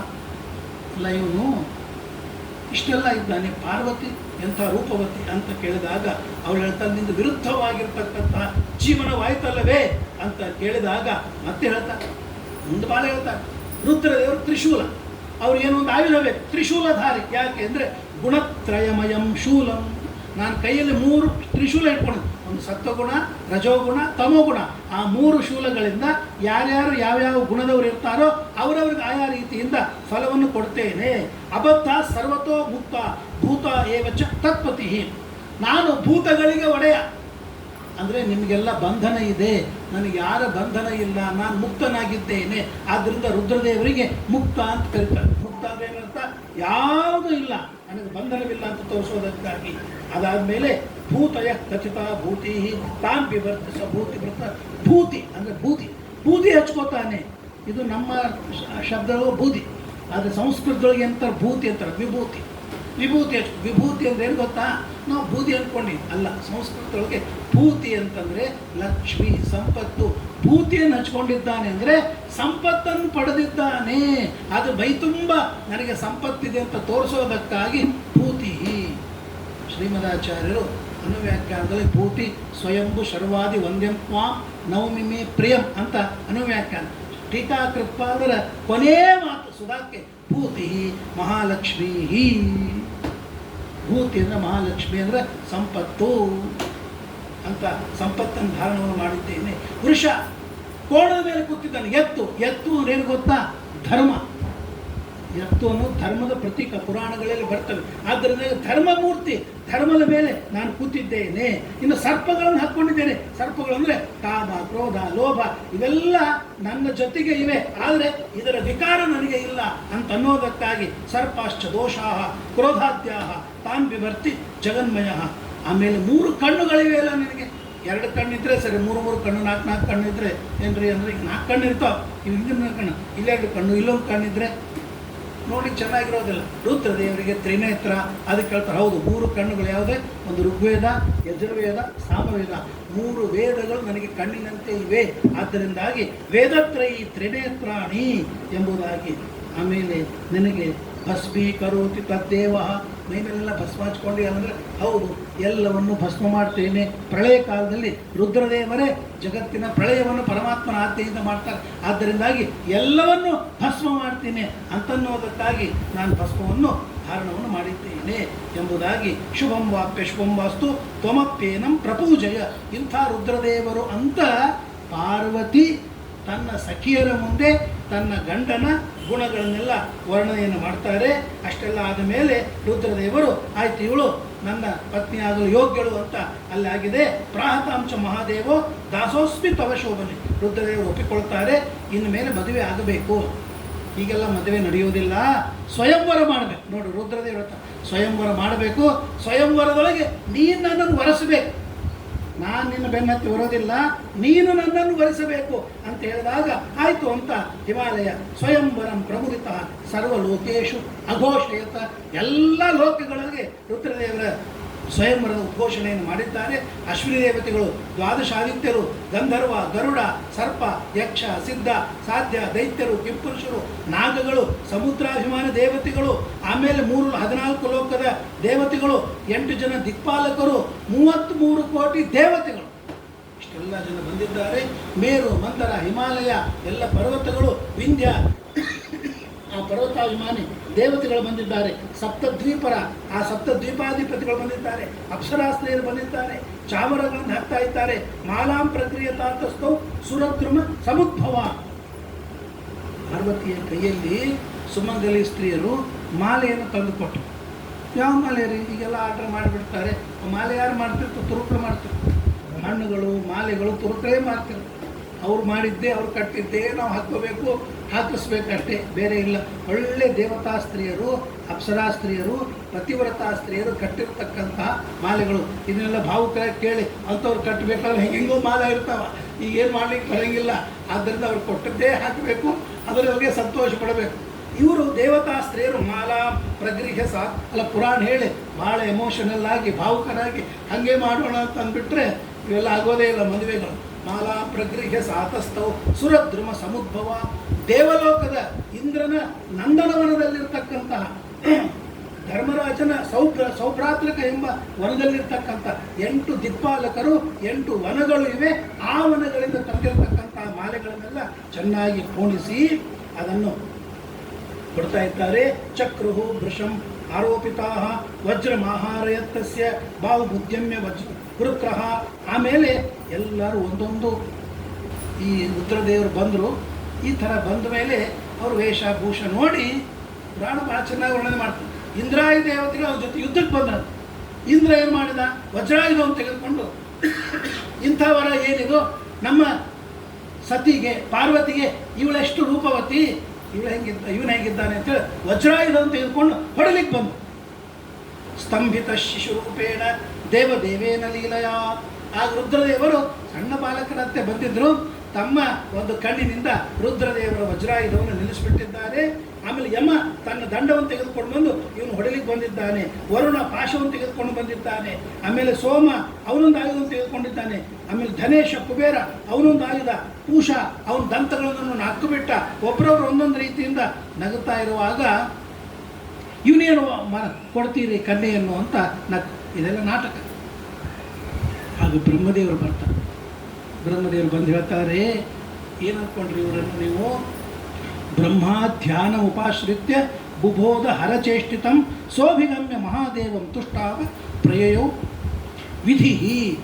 ಆಗ ಇವರು ಯಾರು ಕೊಟ್ಟರು ರುದ್ರದೇವರು ಅಂತೇಳಿ ಅವರ ಸ್ವರೂಪವನ್ನು ಅವರಿಗೆಲ್ಲ ದೇವತೆಗಳಿಗೆ ತೋರಿಸಿಕೊಟ್ಟಾಗ ಇಂದ್ರಾದಿ ದೇವರು ತಮ್ಮ ಆಯುಧಗಳನ್ನು ಕೆಳಗಿಟ್ಟು ರುದ್ರದೇವರಿಗೆ ನಮಸ್ಕಾರವನ್ನು ಮಾಡ್ತಾರೆ. ಪುರಾಣಾದಿಗಳಿಂದ ಅವರು ಸ್ತೋತ್ರವನ್ನು ಮಾಡ್ತಾರೆ. ನಿಮ್ಮ ಮಹಾತ್ಮ್ಯದಿಂದಲೇ ಜಗತ್ತೆಲ್ಲ ನಡೀತಾ ಇದೆ, ನಮೋ ನಮೋ ಮಹಾದೇವ ಪಾಹಿ ಪಾಹಿ ಜಗತ್ಪತಿ ಅಂತ ಸ್ತೋತ್ರವನ್ನು ಮಾಡಿದಾಗ ರುದ್ರದೇವರು ಮಂದಸ್ಥಿತರಾಗಿ ತಮ್ಮ ರೂಪವನ್ನು ತೋರಿಸಿದ್ದಾರೆ. ಅದ್ಭುತವಾಗಿರತಕ್ಕಂತಹ ರೂಪ ರುದ್ರದೇವರದು. 28 ಉತ್ತಮವಾದ ಲಕ್ಷಣಗಳು ಅವರಲ್ಲಿವೆ. ಆ ಲಕ್ಷಣೋಪೇತರಾಗಿರ್ತಕ್ಕಂತಹ ರುದ್ರದೇವರನ್ನು ನೋಡಿ ನೀವು ಪಶುಪತಿಗಳು ಅಂತ ರುದ್ರದೇವರಿಗೆ ಇನ್ನೊಂದು ಹೆಸರು. ದೇವತೆಗಳಂತಾರೆ ನಾವೆಲ್ಲ ಪಶುಗಳು ನಿಮ್ಮ ಮುಂದೆ, ನಮ್ಮಂತಹ ಪಶುಗಳಿಗೆ ನೀವು ಪತಿಯಾದದ್ದರಿಂದಾಗಿ ಪಶುಪತಿ, ಅದಕ್ಕೆ ಪಶುಪತಿನಾಥ ಅಂತ ರುದ್ರದೇವರು ಕರೀತಾರೆ. ಅವರು ಬರೀತಾರೆ ಯೇ ಸರ್ವ ಈಶ್ವರ ಸರ್ವಭೂತಾನಾಂ ಪತಿಸ್ತ್ವಂ ಪರಮೇಶ್ವರ, ಆದ್ದರಿಂದ ತಸ್ಮೈ ಪಶೂನಾಂ ಪತಯೇ ನಮಸ್ತುಭ್ಯಂ ಪ್ರಸೀದನಃ, ನೀವು ಪಶುಪತಿಗಳಾಗಿದ್ದೀರಿ ಅಂತ ಹೇಳಿದಾಗ ಆ ರುದ್ರದೇವರು ಅವರನ್ನು ನೋಡಿದ್ದಾರೆ. ಅವಳು ಪಾರ್ವತಿ ತಾನು ಮಾಲೆಯನ್ನು ತೆಗೆದುಕೊಂಡು ಬಂದಳು. ಮುಮೋದ ಅಂಬಾಚ ಪಾರ್ವತಿ ಪಾದಯೋ ಸ್ಥಾಪಯಾಮಾಸ. ಮಾಲೆ ತಂದು ಈಗೇನು ಮಾಡ್ತಿರ್ತಾರೆ ಗೊತ್ತಾ, ಹಿಂಗೆ ಹುಡುಗಿ ಕೂಡ ಇವ್ರು ಹಿಂಗೆ ಹಿಡ್ಕೊಂಡು ನಿಂತು ಬಿಡ್ತಾರೆ, ಅವ್ನು ಕೊರಳಾಗಿ ಬೀಳಬಾರ್ದು ಅಂತೇಳಿ. ಕೊನೆಗೆ ಏನಾಗ್ಬಿಡುತ್ತೆ ಗೊತ್ತಾ, ಭಾಳ ಬಾಜುಕ್ಕೆ ಯಾರ್ದೋ ಕೊರಳಾಗಿ ಬಿದ್ದು ಬಿಡ್ತೀವಿ. ಭಾಳ ನಾವು ದೊಡ್ಡವರಂತೂ ತೋರಿಸ್ಲಿಕ್ಕೆ ಹೋಗಿ ಅವು ಏನೇನೋ ಆಗಿಬಿಡ್ತಾವೆ. ಎಷ್ಟು ಮಾಡಬೇಕು ಅಷ್ಟೇ ಮಾಡಬೇಕು ಹೊರತು ಇಬ್ಬರು ಹುಡುಗನ ಸಲುವಾಗಿ ಮಾಡಿ ಕೋಟಿಗಟ್ಟಲೆ ಖರ್ಚು ಮಾಡಿ ಯಾರ್ದೋ ಕೊರಳಲ್ಲಿ ಹಾರ ಬಿದ್ದು ಬಿಟ್ಟರೆ ಏನು ಪ್ರಯೋಜನ? ಅದು ಒಳ್ಳೆಯ ಲಕ್ಷಣ ಅಲ್ಲ. ಅದ್ರನ್ನ ಬಗ್ಗಿ ಎಲ್ಲ ತಗ್ಗಿನೇ ಇರಬೇಕು. ಇದು ಮಾತ್ರ ಈ ಬಗ್ಗಿಬಿಟ್ರೆ ಕೊನಿತನ, ಈಗ ಅಷ್ಟು ಹಿಂಗೆ ಮಾಡೋಣ, ಎರಡನೇ ಕ್ಷಣದ ಬಗ್ಗಿ ಬಿಡೋಣ, ಅದಕ್ಕೆ ಅರ್ಥವಿಲ್ಲ. ಬಗ್ಗೋದು ಅಂದ್ರೆ ಹಿಂಗೆ ತಲೆ ಬಗ್ಗಿಸ್ಲಿಲ್ಲ ಅಂದರೆ ಗಟ್ಟಿದ್ದಾನ ಅಂತ ಅರ್ಥ ಅಲ್ಲ. ಅಥವಾ ಅವನು ಬಗ್ಗಿಬಿಟ್ಟಾದ್ರೆ ಮುಗೋಗ್ಬಿಟ್ಟು ಸ್ತ್ರೀವಶ ಆದ, ಹಾಗೇನಲ್ಲ. ತನ್ನ ಸ್ಥಾನಮಾನಗಳನ್ನು ಕಾಪಾಡಿಕೊಳ್ಳಿಕ್ಕೆ ಅವರವ್ರದ್ದೇ ದೇವರು ಕೊಟ್ಟಿರ್ತಾರೆ. ಆಗ ಇವಳು ಪಾದಯೋ ಸ್ಥಾಪಯಾಮಾಸ ಮಾಲಾಂ ದಿವ್ಯಾಂ ಸುಗಂಧಿನಿ. ಪಾರ್ವತಿ ಆ ಮಾಲೆಯನ್ನು ರುದ್ರದೇವರ ಪಾದಕ್ಕೆ ಹಾಕಿ ಹೊರಳಿಗೆ ಹಾಕಿ. ಇಷ್ಟು ಗೌರವ.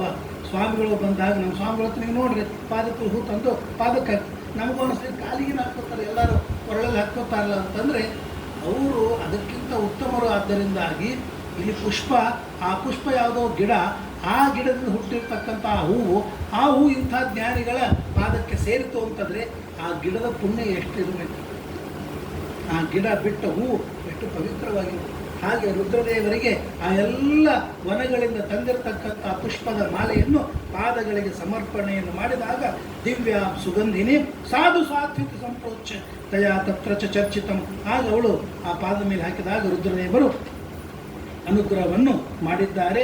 ಮಾಡಿದ ಮೇಲೆ ಮುಂದೆ ಕುಲ ಗೋತ್ರ ಬಹಳ ಚೆನ್ನಾಗಿದೆ. ಆಮೇಲೆ ಪುರೋಹಿತರು ಯಾರು, ಮಾಡಿಸೋರು ಯಾರು? ಬ್ರಹ್ಮದೇವರೇ.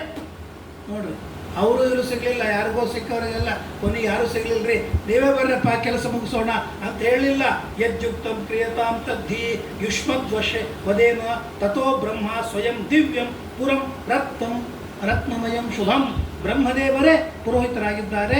1000 ಸ್ತಂಭಗಳಿಂದ ನಿರ್ಮಿತವಾಗಿರುವ ದಿವ್ಯವಾಗಿರ್ತಕ್ಕಂಥ ಸುವರ್ಣ ಮಂಟಪ, ಅದರೊಳಗೆ ಇದನ್ನೆಲ್ಲ ಸಮಾಗತಂ ಚ ಯತ್ಸರ್ವಂ ವಿನಾ ದೈತ್ಯರು ದುರಾತ್. ಎಲ್ಲರೂ ಬಂದಿದ್ದಾರೆ. ದೈತ್ಯರು ದುಷ್ಟರು ಮಾತ್ರ ಆ ಮದುವೆಗೆ ಬರಲಿಲ್ಲ. ಭೂತ ಪ್ರೇತ ಪ್ರಮತ್ತಗಳೆಲ್ಲ ರುದ್ರದೇವರ ಪರಿವಾರ. ಆದರೆ ಅವರೆಲ್ಲರೂ ಕೂಡ ಸಾತ್ವಿಕರು. ದೈತ್ಯರು ಒಂದು ಮಾತ್ರಕ್ಕೆ ಕೆಟ್ಟವರಲ್ಲ. ಪ್ರಹ್ಲಾದರಾಜರು ದೈತ್ಯರು, ಆಮೇಲೆ ಬಲಿಚಕ್ರವರ್ತಿ ದೈತ್ಯ. ಅವರು ಒಳ್ಳೆಯ ದೈತ್ಯರು ಅಂತ ಹೇಳಿದ್ದಾರೆ. ಅಂದರೆ ಶಾಪದಿಂದ ಅವರು ದೈತ್ಯರಾಗಿ ಹುಟ್ಟಿರ್ತಾರೆ, ಹಾಗಾಗಿ ಅವರು ಬಂದಿದ್ದರು. ಯಾರು ಸ್ವಭಾವತಃ ದುಷ್ಟರೋ ಅವ್ರು ಯಾರೂ ಬರಲಿಲ್ಲ. ಗಂಧಮಾದನ ಪರ್ವತದೊಳಗೆ ಅದನ್ನು ಕೊಟ್ಟಿದ್ದಾರೆ. ಆಮೇಲೆ ಕಪರ್ದ ಜಟಾಜೂಟ ಅದನ್ನು ಸ್ವಯಂ ಚಕ್ರೆ ಹರ್ಷತಃ ಬ್ರಹ್ಮದೇವರು ಬಂದು ಆ ರುಮಾಲ್ ಅವ್ರಿಗೆ ಸುತ್ತಿದ್ದಾರೆ. ಕಪಾಲಮಾಲಾವನ್ನು ಚಾಮುಂಡಿ ಕೊಟ್ಟಿದ್ದಾಳೆ. ಶೇಷ ವಾಸುಕಿ ಮುಖ್ಯ ಇವರೆಲ್ಲ ಬಂದು ರುದ್ರದೇವರ ಹತ್ರ ನಿಂತು ಬಿಟ್ಟರು. ಯಾಕಂದ್ರೆ ಹಾವು ಕೊರಳಲ್ಲಿ ಅವ್ರು ಹಾವನ್ನು ಹಾಕ್ಕೊಂಡಿದ್ದಾರೆ. ಅವರೆಲ್ಲ ಬಂದರು, ವೈಭವದಿಂದ ವರ್ಣನೆ ಮಾಡ್ತಾ ಇದ್ದಾರೆ. ವೃಷಂ ವಿಭೂಷಯಾಮಾಸು ರುದ್ರದೇವರ ವಾಹನ ಎತ್ತು ಕೋಣ ಅದನ್ನು ಅಲಂಕಾರವನ್ನು ಮಾಡಿದ್ದಾರೆ. ಶಕ್ರ ರುದ್ರದೇವರು. ಇಂದ್ರ ಬಂದು ಗಜಾಜಿನವನ್ನು ಕೊಟ್ಟಿದ್ದಾನೆ. ಅಗ್ನಿ ಬಂದು ಕಮಂಡಲವನ್ನು ಕೊಟ್ಟಿದ್ದಾನೆ. ಆಮೇಲೆ ವೀರಕ್ಕ ಬಂದು ಆಭರಣಗಳನ್ನು ಕೊಟ್ಟಿದ್ದಾನೆ. ಎಲ್ಲವನ್ನೂ ಧಾರಣವನ್ನು ಮಾಡಿ ಸಪ್ತ ಸಾಗರಗಳು ಅವರೆಲ್ಲ ತಮ್ಮ ಸಮುದ್ರದೊಳಗಿರ್ತಕ್ಕಂಥ ಮುತ್ತು ರತ್ನ ವಜ್ರ ವೈಡೂರ್ಯಗಳನ್ನೆಲ್ಲ ರುದ್ರದೇವರಿಗೆ ಬಹುಮಾನವನ್ನು ಕೊಟ್ಟಿದ್ದಾರೆ. ಧನದೋ ನಿಧಿ ಬಿರಿಯುಕ್ತ ಕುಬೇರ ಬಂದು ತನ್ನ ಧನ ನಿಧಿ ಕೋಶವನ್ನು ಕೊಟ್ಟಿದ್ದಾನೆ. ಸವ್ಯ ದಕ್ಷಿಣ ಸಂಸ್ಥಾನು ಬ್ರಹ್ಮ ವಿಷ್ಣು ಉಚ್ಚ ಜಗಮತು. ಆಗ ರುದ್ರದೇವರು ಬಲಗೈಯನ್ನು ವಿಷ್ಣುವಿನ ಹೆಗಲಿನ ಮೇಲೆ, ಎಡಗೈಯನ್ನು ಬ್ರಹ್ಮದೇವರ ಹೆಗಲಿನ ಮೇಲೆ ಹಾಕ್ಕೊಂಡು ಹೋಗ್ತಾರೆ. ನಾವು ಭವಿಷ್ಯೋತ್ತರ ಪುರಾಣದೊಳಗೆ ಯಾವ ರೀತಿಯಾಗಿ ವೆಂಕಟೇಶ ದೇವರು ಒಂದು ಕೈಯನ್ನು ಬ್ರಹ್ಮದೇವರ ಮೇಲೆ ಇನ್ನೊಂದು ಕೈಯನ್ನು ತಾನು ರುದ್ರದೇವರ ಕೈ ಮೇಲೆ ಹಾಕ್ಕೊಂಡು ನಿಂತ ಅಂತ ಹೇಳ್ತಾರೆ, ಹಾಗೆ ಇಲ್ಲೂ ಕೂಡ ಅವನ್ನೆಲ್ಲ ಹಾಕ್ಕೊಂಡು ಬಂದಿದ್ದಾರೆ. ಅದಿತಿ, ದಿತ್ತಿ, ದೇವಮಾತ, ಪೌಲೋಮಿ, ಸುರಸ, ಸಿಮ್ಮಿತ, ಸುರಭಿ, ಮುನಿ, ಸಿದ್ಧಿ, ಮಾಯಾ, ಕ್ಷಮಾ, ದುರ್ಗಾ, ದೇವಿ, ಸ್ವಾಹ, ಸ್ವಧಾ, ಸುಧಾ, ಸಾವಿತ್ರಿ, ಚೈವ, ಗಾಯತ್ರಿ, ಲಕ್ಷ್ಮಿ, ದಕ್ಷಿಣ, ದ್ಯುತಿ, ಆಮೇಲೆ ಅರುಂಧತಿ, ಎಲ್ಲ ಸುಮಂಗಲಿ ಸ್ತ್ರೀಯರು. ಮದುವೆ ಮಂಟಪದೊಳಗೆ ಎಷ್ಟು ಚೆನ್ನಾಗಿ ವರ್ಣನೆ ಮಾಡ್ತಾರೆ. ಆ ಮದುವೆ ಮಂಟಪದೊಳಗೆ ಸುಮಂಗಲಿ ಸ್ತ್ರೀಯರಿರಬೇಕು, ಬೇರೆಯವರು ಇರಬಾರದು. ಯಾರು ನಾವು ತಪ್ಪು ತಿಳ್ಕೊಳ್ಬೇಡ್ರಿ. ಅಲ್ಲೆಲ್ಲ ಹೊರಗೆ ತಿರುಗಾಡ್ತಿರ್ತಾರೆ ಮುದುಕರು, ಅವ್ರಿಗೇನು ಇಲ್ಲದೆ ಇದ್ದವ್ರು, ಗಂಡ ಇಲ್ಲದೆ ಹೆಂಡತಿ, ಹೆಂಡತಿ ಇಲ್ಲದ ಗಂಡ, ವಿದುರ ವಿಧವೇರೆ ಆ ಮಂಟಪದಲ್ಲಿರ್ತಾರೆ. ವಿವಾಹದ ಆ ಮಂಟಪದೊಳಗೆ ಅವರು ಬರಲೇಬಾರದು ಅಂತ ಹೇಳ್ತಾರೆ. ಇನ್ನೊಂದು ಮಾತನ್ನು ಹೇಳ್ತಾರೆ, ಆ ಮಂಟಪದೊಳಗೆ ಮಕ್ಕಳಾಗಿರ್ತಕ್ಕಂಥ ತಂದೆ ತಾಯಿದ್ರು ಬರಬೇಕು. ಮಕ್ಕಳಿಲ್ಲದೆ ಇರ್ತಕ್ಕಂಥ ಗಂಡ ಹೆಂಡತಿ ಬಂದು ಕೂತ್ರೆ ಮಕ್ಕಳೇ ಹುಟ್ಟೋದಿಲ್ಲ ಆ ಹುಡುಗ ಹುಡುಗಿಗೆ. ಆದ್ದರಿಂದ ಫಲಪುಷ್ಪ ಉಳ್ಳಂತಹ ಏನು ಸುಮಂಗಲಿ ಸ್ತ್ರೀಯರು ಪುರುಷರಿದ್ದಾರೋ ಅವರು ಬರಬೇಕು. ಅವೆಲ್ಲ ಆ ಚಾಮುಂಡ ಸಪ್ತಮಾತರ ಅಂತೇಳಿ ಆ ಮಾತೃಕಾ ದೇವತೆಗಳು, ಕಿನ್ನರ, ಕಿಂಪುರುಷ ಅವರೆಲ್ಲರೂ ಕೂಡ ಬಂದಿದ್ದಾರೆ. ಸಾಗರ, ನದಿ ಅಭಿಮಾನಿ ದೇವತೆಗಳು ಬಂದಿದ್ದಾರೆ. ವೇದಾಭಿಮಾನಿ, ವರ್ಣಾಭಿಮಾನಿ ದೇವತೆಗಳು ಬಂದಿದ್ದಾರೆ. ಅಣಿಮಾದಿ ಸಿದ್ಧಿ ಅಭಿಮಾನಿ ದೇವತೆಗಳು ಬಂದಿದ್ದಾರೆ. ಆಮೇಲೆ ಕೋಟಿ ಕೋಟಿ ಬಿ ರೇವೈಕ ಕುಂಭಕಸ್ತುತ ರುದ್ರದೇವರ ಅನೇಕ ಪರಿವಾರ, ಅವರೆಲ್ಲರ ಹೆಸರುಗಳನ್ನು ಹೇಳ್ತಾರೆ. ಅವರೆಲ್ಲ ಕೋಟಿ ಕೋಟಿ ಜನ ಭೃತ್ಯ ದಾಸು ರುದ್ರದೇವರ ಪರಿಚಾರಕರು. ಅವರೆಲ್ಲ ವಸ್ತ್ರ ಆಭೂಷಣಾದಿಗಳನ್ನು ತೆಗೆದುಕೊಂಡು ಬಂದಿದ್ದಾರೆ. ತತಶೈಲ ಸಪತ್ನೀಕ ಪಾದೋ ಪ್ರಕ್ಷಾಲ್ಯ ಹರ್ಷಿತ. ಆಮೇಲೆ ಹಿಮಾಲಯ ಪರ್ವತ ತನ್ನ ಹೆಂಡತಿಯನ್ನು ಕರ್ಕೊಂಡು ಬಂದು ರುದ್ರದೇವರ ಪಾದ ತೊಳಿತಾ ಇದ್ದಾನೆ. ಪಾದವನ್ನು ತೊಳೆದು ಅರ್ಘ್ಯ ಪಾದ್ಯ ಆಚಮನ ಎಲ್ಲವನ್ನು ಮಾಡಿದರು. ಹುಡುಗಿ ಕುಲ ಗೋತ್ರ ಎಲ್ಲ ಇತ್ತು. ಇವನು ಗೋತ್ರ ವೆಂಕಟೇಶ ದೇವರ ಕಲ್ಯಾಣ ಇದ್ದಾಗೇನೆ ಇದೆ. ಈ ರುದ್ರದೇವರ ತಂದೆ ಯಾರು ತಾಯಿ ಯಾರು ಗೊತ್ತೇ ಇಲ್ಲ. ಒಂದು ದಿವಸ ಆಟ ಆಡಿದ್ದು ಗೊತ್ತಿಲ್ಲ, ಮಜಾ ಮಾಡಿದ್ದು ಗೊತ್ತಿಲ್ಲ ರುದ್ರದೇವರು. ಆದ್ದರಿಂದಾಗಿ ಸ್ವಗೋತ್ರಂ ಯದಿನ ಕುರುತೆ ನದೇಯ ಭಗಿನಿ ಮಮ. ಆಗ ಅವನು ಮೈನಾಕ ಹೇಳ್ತಾನೆ, ನನ್ನ ಸೋದರಿಯಾಗಿರ್ತಕ್ಕಂಥ ಪಾರ್ವತಿಯನ್ನು ಕೊಡಬೇಕಂದ್ರೆ ಶಾಲಕ ಅಂದರೆ ನಮ್ಮ ಭಾವ, ಅವ್ರ ಕುಲ ಗೋತ್ರ ತಂದೆ ತಾಯಿ ಎಲ್ಲರೂ ಹೇಳಬೇಕು. ಎಲ್ಲರೂ ಸ್ತಬ್ಧರಾಗಿಬಿಟ್ರು. ರುದ್ರದೇವರ ತಂದೆ ಯಾರು, ತಾಯಿ ಯಾರು, ಕುಲ ಏನು, ಗೋತ್ರ ಏನು ಯಾರಿಗೂ ಹೇಳಿ ಬರಲಿಲ್ಲ. ಬ್ರಹ್ಮದೇವರು ಚಿಂತೆ ಮಾಡಿದ್ರು, ಇದು ಪುರೋಹಿತರಾಗಿನಿ ನನಗೂ ಗೊತ್ತಿಲ್ಲ. ಅಷ್ಟೊಳಗೆ ವಿಷ್ಣು ಬರ್ತಾನೆ. ತಥೋ ವಿಶಿಷ್ಟ ಧ್ರುವತಿಂ ಅಶೀತಂ ಕಾಲೋತಿ ವರ್ತತೆ. ಬ್ರಹ್ಮದೇವರು ವಿಷ್ಣು ಬಂದು ಹೇಳ್ತಾನೆ, ಇವನು ನನ್ನ ಮೊಮ್ಮಗ, ನನ್ನ ಮಗ ಬ್ರಹ್ಮದೇವರು, ಬ್ರಹ್ಮದೇವರ ಮಗ ಶಿವ. ಆದ್ದರಿಂದ ನನ್ನ ಗೋತ್ರ, ನನ್ನ ಕುಲ, ನನ್ನ ಮೊಮ್ಮಗ. ಇನ್ನು ಕುಲ ಗೋತ್ರ ಇಲ್ಲ ಅಂದ್ಕೊಂಡಿರ ಎಂಥ ಉತ್ತಮನಾದವರ ಅಂತೇಳಿ ವಿಷ್ಣು ಬಂದು ರುದ್ರದೇವರ ಮಹಿಮೆಯನ್ನು ವರ್ಣನೆ ಮಾಡಿದ್ದಾರೆ. ಹರಿಪ್ರಾಹ ಮಹೇಶಾನಂ ವಿದ್ಮಿ ಆವೇದ್ಮಿಹಂ ತವ ಮಾತಾಮಹಂ ಚ ಪಿತರಂ. ತಂದೆ ತಾಯಿ ಎಲ್ಲವನ್ನೂ ನಾನು ಹೇಳ್ತೇನೆ ಅಂತೆಲ್ಲ ಹೇಳಿದ ಮೇಲೆ ಆ ಇಂಥ ಒಳ್ಳೆಯ ಗೋತ್ರ, ಕುಲಗೋತ್ರ, ವರಗೋತ್ರ, ಕನ್ಯಾಗೋತ್ರ ಉಚ್ಚಾರಣೆಯನ್ನು ಮಾಡಬೇಕು. ಅದನ್ನೆಲ್ಲ ಮಾಡಿದ್ದ ಮೇಲೆ ಇನ್ನು ಲಾಜಾ ಹೋಮವನ್ನು ಮಾಡಬೇಕು. ಲಾಜಾ ಹೋಮದೊಳಗೆ ಶಾಲಕ ಬರಬೇಕು.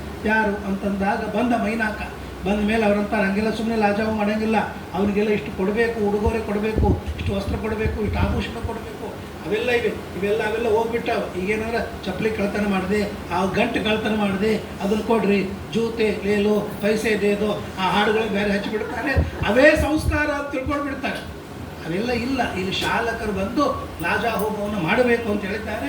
ಭೃಗ್ವಾದೀನಾಂ ತಥೋದತ್ವ ಶ್ರುತಿ ರಕ್ಷಣಮ ದಕ್ಷಿಣಾಂ.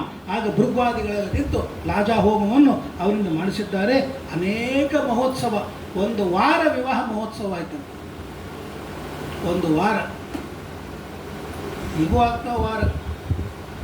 ಮೆಹಂದಿ ಅಂತಾರೆ, ರಂಗೋಲಿ ಅಂತಾರೆ, ಆಮೇಲೆ ಇನ್ನೇನೋ ಅಂತಾರೆ, ಇನ್ನೇನೋ ಹಲ್ದಿ ಅಂತಾರೆ, ಸಂಗೀತ ಅಂತಾರೆ, ಏನೇನೋ. ಅವು ಯಾವುದು ಹಳೆಯ ಕಾಲ ಮದುವೆಯೊಳಗೆ ಇರಲಿಲ್ಲ. ಮದುವೆ 7 ದಿವಸ ಇತ್ತು, ಅದು ಬೇರೆ ಬೇರೆ ಅಷ್ಟವರ್ಗ ಅಂತ ಹೇಳ್ತಾರೆ. ಆಮೇಲೆ ಕುಲದೇವತಾ ಸ್ಥಾಪನಾ ಅಂತ ಹೇಳ್ತಾರೆ. ಅದಾದಮೇಲೆ ನಾಗವಲ್ಲಿ ಅಂತ ಹೇಳ್ತಾರೆ. ಎಲ್ಲ ಒಂದೇ ದಿವಸನೇ ಮುಗಿಸ್ಬಿಡ್ತಾರೆ. ಅವೆಲ್ಲ ಮಧ್ಯಾಹ್ನ ಸಾಯಂಕಾಲ ಮಾಡಿದ್ರೆ ಇಡೀ ದಿವಸದೊಳಗೆ ಮುಗಿಸ್ತಾರೆ. ಅವೆಲ್ಲ 1ನೇ ದಿವಸ, 3ನೇ ದಿವಸ, 5ನೇ ಉಪನಯನ 5 ದಿವಸ ಇದೆ. ಉಪನಯನ 5 ದಿವಸ ಇದೆ. 5 ತಾಸ್ನಾಗ ಬರ್ತಾರೆ, ಪ್ಯಾಕೇಜ್ ಇರ್ತದೆ, ಪುರೋಹಿತರು ಬರ್ತಾರೆ, ಅಡುಗೆಯವರು ಬರ್ತಾರೆ, ಬಂಧುಗಳು ಬರ್ತಾರೆ, ಹೋಗೇ ಬಿಡ್ತಾರೆ. 5 ದಿವಸ ಉಪನಯನ. ಅನುಪ್ರವಚನೀಯ ಹೋಮ ಅಂತ ಇರ್ತದೆ. ಆಮೇಲೆ ಗಾಯತ್ರಿ ಉಪದೇಶ ಅಂತ ಇರ್ತದೆ. ಬ್ರಹ್ಮೋಪದೇಶ ಅಂತ ಇರ್ತದೆ, ಚೌಲ ಒಂದು ದಿವಸ ಇರ್ತದೆ, ಮಾತೃಭೋಜನ ಒಂದು ದಿವಸ, ಆಮೇಲೆ ಅವರು ಪಂಚಶಕ ಇವೆಲ್ಲ ಒಂದೇ ದಿವಸ ಮಾಡಿಬಿಡ್ತಾರೆ. ಇವೆಲ್ಲ ಈಗಿಲ್ಲ ಕ್ರಮ. ಆಗ ಹಳೆ ಕಾಲದಲ್ಲಿ ಏನಿತ್ತು ಅಂತಂದರೆ ಯಾವತ್ತಿನ ದಿವಸ ಇದು ಮಾಡ್ತಾರೆ, ಅವತ್ತಿನ ದಿವಸನೇ ಅವ್ರಿಗೆ ಅಕ್ಷತಾ ಇರೋಂಗಿಲ್ಲ, ಚೌಲ ಮೊದಲಿಗೆ ಮಾಡಿಬಿಟ್ಟಿರ್ತಾರೆ. ಆದ್ದರಿಂದ 5 ದಿವಸದ ಇವೆಲ್ಲ ವಿವಾಹ, 7 ದಿವಸದ 5 ದಿವಸದ ಉಪನಯನ, 7 ದಿವಸದ ವಿವಾಹ ಅವೆಲ್ಲ ಇವೆ. ಹಾಗೆ ಇದು 1 ವಾರ ವಿವಾಹ ನಡೆದಿದೆ. ಸರಸ್ವತ್ಯಾಚ ಪಿತರೌ ದೇವ್ಯಾಶ್ಚ ಅಶ್ವಾಸ್ಯ ದುಃಖಿತೌ ಆಮಂತ್ರ ಹಿಮಶೈಲೇಂದ್ರಂ ಬ್ರಹ್ಮಾನಂಚ ಸಕೇಶವ. ಎಲ್ಲ ದೇವತೆಗಳು ಬಂದು ಆ ವಿವಾಹವನ್ನು ನೋಡಿ ಸಂತೋಷದಿಂದ ಹೋಗ್ತಾ ಇದ್ದಾರೆ. ಜಗಾಮ ಮಂದರಗಿರಿಂ, ಅವರು ತಮ್ಮ ಲೋಕಕ್ಕೆ ಹೋದರು. ಇನ್ನು ಶಿವ ರುದ್ರದೇವರಲ್ಲಿ ಹೋಗ್ಬೇಕು, ಅವನು ವಾಸ ಅಲ್ಲೇ, ಆದರೆ ಈಗ ಇಲ್ಲಿರೋದಿಲ್ಲ, ಸ್ವಲ್ಪ ದೂರ ಹೋಗ್ಬೇಕಂತೇಳಿ ಮಂದರ ಪರ್ವತಕ್ಕೆ ಹೋದ. ತಥೋ ಗತೆ ಭಗವತಿ ನೀಲಲೋಹಿತೆ ಸಹೋಮಯ ಗಿರಿಮಮಲಂ ಈ ಭೂತರಹ. ಅವನು ಹೋದಾಗ ಆಗ ಹಿಮಾಲಯ ಪರ್ವತ ಅಳ್ಳಿಕ್ಕೆ ಶುರು ಮಾಡಿ, ಅಯ್ಯೋ ಮಗಳನ್ನೇ ಬಿಟ್ಟೇ ಇಲ್ಲ ಇಷ್ಟು ದಿವಸ, ಈಗ ಬಿಡಬೇಕಲ್ಲ ಅಂತೇಳಿ ಅವನು ಅಳ್ತಾ ಇದ್ದ. ದುಃಖವಾಯಿತು. ಕಣ್ವ ಋಷಿಗಳು ಹತ್ರ ಶಾಕುಂತಲ ನಾಟಕದೊಳಗೆ ಶಕುಂತಲೆಯನ್ನು ಸಾಕಿದ ತಂದೆ ಕಣ್ವ ಋಷಿಗಳು. ಅವಳು ಕಣ್ವ ಋಷಿಗಳ ಹುಟ್ಟು ಮಗಳಲ್ಲ, ಅವಳು ಸಾಕಿದ ಮಗಳು. ಅವ್ರಿಗೆ ನಿಮ್ಗೆ ಯಾಕೆ ಕಳುವು ಬಂತ್ರಿ ಅಂತ ಕೇಳ್ತಾರೆ. ಹುಟ್ಟಿದ ಸ್ವಂತ ಮಗಳಲ್ಲ, ನಿಮಗೆ ಇವೆಲ್ಲ ಇರೋದಿಲ್ಲ ಅಂತಂದಾಗ ಅವ್ರು ಹೇಳ್ತಾರೆ, ಈಗ ನನಗೆ ಗೊತ್ತಾಗ್ತದೆ ಏನಂದರೆ ಮಗಳನ್ನು ಕಳಿಸೋದು ಅಂದರೆ ಏನಿರ್ತದೆ. ಈಗ ದುಃಖನೇ ಇಲ್ಲ, ಯಾಕಂದ್ರೆ ಬಾಜುಕೆ ಇರ್ತಾರೆ ಅದೇ ಊರಲ್ಲಿ ದಿವಸ ಏನಪ್ಪ ಅಂದ್ರೆ ವಾಟ್ಸಾಪ್ ಒಳಗೆ ಅವು ಕಾಲ್ ಮಾಡ್ತಾನೆ ಇರ್ತಾರೆ. ಅದು ದುಃಖನೇ ಇಲ್ಲ. ನಾನು ಅಂತಿರ್ತೀನಲ್ಲ, ನಿಮಗೇನು 2 ದಿವಸ ನೋಡಿ ಮುಂಜಾನೆ ರಾತ್ರಿವರೆಗೆ ಅಡುಗೆ ಆಯಿತು, ಮಧ್ಯಾಹ್ನ ಏನು ಮಾಡಿಗಿತ್ತಿ, ಸಂಜೆನಾಗ ಏನು ಮಾಡ್ತಾ ಇದ್ದೆ, ರಾತ್ರಿ ಏನು ಮಾಡ್ತಾ ಇದ್ದೆ, ಆಮೇಲೆ ಮುಂಜಾನೆ ಕೊನೆಗೆ ಕೇಳಿ ನನಗೆ ಬೇಸರ ಬಂದುಬಿಡ್ತು. ಇಷ್ಟೊತ್ತು ಮಾತಾಡಿಬಿಟ್ರೆ ಏನು ಮಜಾನೇ ಇರೋದಿಲ್ಲ. ನಿಮ್ಗೇನು ಗೊತ್ತಿರಿ ಅಂತ ಅವ್ರು ಅನ್ಬೇಕು. ಏನೇನು ಮಾಡ್ಕೊಂಡು ನಾವು ಮಾಡಿ ನಾವು ದೂರ ಇರ್ತೀವಿ ಅಂತ ದೂರ ಇರ್ತೀವಿ. ಈಗ ಪರದೇಶದೊಳಗೆ ಹೋದರೂ ಕೂಡ ವಿಡಿಯೋ ಕಾಲ್ ಎಲ್ಲರೂ ಬಂದುಬಿಟ್ಟ. ಅವ್ರು ಎಲ್ಲೇ ಹೋಗಲಿ ಎಲ್ಲೇ ಮಾಡಲಿ ಶುಭ ಅಶುಭ ಎಲ್ಲನೂ. ಈಗ ಇನ್ನೊಂದು ಬಂದುಬಿಟ್ಟ, ನಮಸ್ಕಾರ ಮಾಡ್ಲಿಕ್ಕೆ ಬರ್ರಿ, ವಿಡಿಯೋ ಕಾಲ್ ಮಾಡಿರಿ, ಇಲ್ಲಿಂದ ನಮಸ್ಕಾರ ಮಾಡ್ತೀವಿ. ಆ ಪಿಟ್ಟಕ್ಕೆ ಹೋಗಂಗೆ ಇಲ್ಲ, ದೇವ್ ಎಲ್ಲಿ ಮಾಡ್ತಿರ್ತಾರೆ. ನೀವು ವಿಡಿಯೋ ಕಾಲ್ ಮಾಡಿರಿ, ನಾವು ಕಾಲೇಜಿನಾಗ ಇರ್ತೀವಿ, ನಾವು ಆಫೀಸ್ನಾಗ ಇರ್ತೀವಿ, ಇಲ್ಲಿಂದೇ ನಮಸ್ಕಾರ ಒಂದು ಚಿನ್ನ ಹಾಕಿಬಿಡ್ತಾರೆ, ಮುಗಿತ್ರಿ ನಮಸ್ಕಾರ ಆಗಿ. ಅಂದ್ರೆ ಎಷ್ಟು ವಿಚಿತ್ರ ಆಗಿದೆ. ಇದನ್ನು ಸಂತೋಷ ಪಡಬೇಕು ದುಃಖ ಪಡಬೇಕೋ ಗೊತ್ತಿಲ್ಲ. ನಮಸ್ಕಾರ ಮಾಡಿದ್ರು ಅಂತ ಸಂತೋಷ ಪಡಬೇಕು. ಏನಪ್ಪ ಇದು ವಿಚಿತ್ರ ಆಯಿತು. ಆಚಾರಗಳಲ್ಲಿ ವಿಕೃತ ಆಚಾರಗಳು ಬಂದುಬಿಟ್ಟಾವ, ವಿಕೃತವಾಗಿರ್ತಕ್ಕಂಥ ಧರ್ಮಗಳು ಬಂದುಬಿಟ್ಟಾವ, ಏನು ತಿಳಿಯೋದೇ ಇಲ್ಲ. ಹಾಗೆಯೇ ಇಲ್ಲಿ ರುದ್ರದೇವರಿಗೆ ಕೊಟ್ಟಾಗ ಸಬಾಂಧವೋ ರುದಿತಿ ಕಸ್ಯನೋ ಮನೋ ವಿಸಂಷ್ಟುಲನ್ ಜಗತಿ ಕನ್ಯಕಾಪಿತು. ಯಾವ ತಂದೆಗೆ ದುಃಖವಾಗೋದಿಲ್ಲ ಆಗ್ತದೆ. ವಿವಾಹವೆಲ್ಲ ಆಯಿತು, ಹೋದ. ಆಮೇಲೆ ಅಂತಾನೆ ಅಲ್ಲಿ ಇಲ್ಲಿ ಬೇಡ, ಭಾಳ ಇದೆ ಕತೆ. ಏನಂದರೆ ಅವಳಂತಾಳೆ, ಇಲ್ಲ ನಾವು ಇಲ್ಲೇ ಇರಬೇಕು ಅಂದಾಗ ಅಲ್ಲೇ ಒಂದು ಹಿಮಾಲಯ ಪರ್ವತದೊಳಗೆ ಮೈನಾಕ ಏನು ಮಾಡಿದ, ಹಿಮಾಲಯ ಪರ್ವತ ಇಲ್ಲೊಂದು ನಿಮಗೊಂದು ಕೊಡ್ತೀವಿ, ಜಾಗ ಕೊಡ್ತೀವಿ ಅಂತೇಳಿ ಅಲ್ಲಿ ಕೈಲಾಸ ಪರ್ವತ ಹಿಮಾಲಯ ಪರ್ವತದೊಳಗೇ ಇದೆ. ಅಲ್ಲಿ ಅವ್ರಿಗೆ ಸ್ಥಾನವನ್ನು ಕೊಟ್ಟಿದ್ದಾರೆ. ಮುಂದೆ ವಾಸವನ್ನು ಮಾಡ್ತಾರೆ. ಇಮಂ ವಿವಾಹಂಚ ಗಿರಿರಾಜಪುತ್ರ್ಯಾ ಶೃಣೋತಿ ಚಾಧ್ಯೇತಿ ಚ ಯೋ ನರಶುಚಿ ವಿಶೇಷತಶ್ಚಾಪಿ ವಿವಾಹ ಮಂಗಲೇ ಸಮಂಗಲಂ ಮುಕ್ತಿಮವಾಪ್ನುತೆ ಚಿರಂ.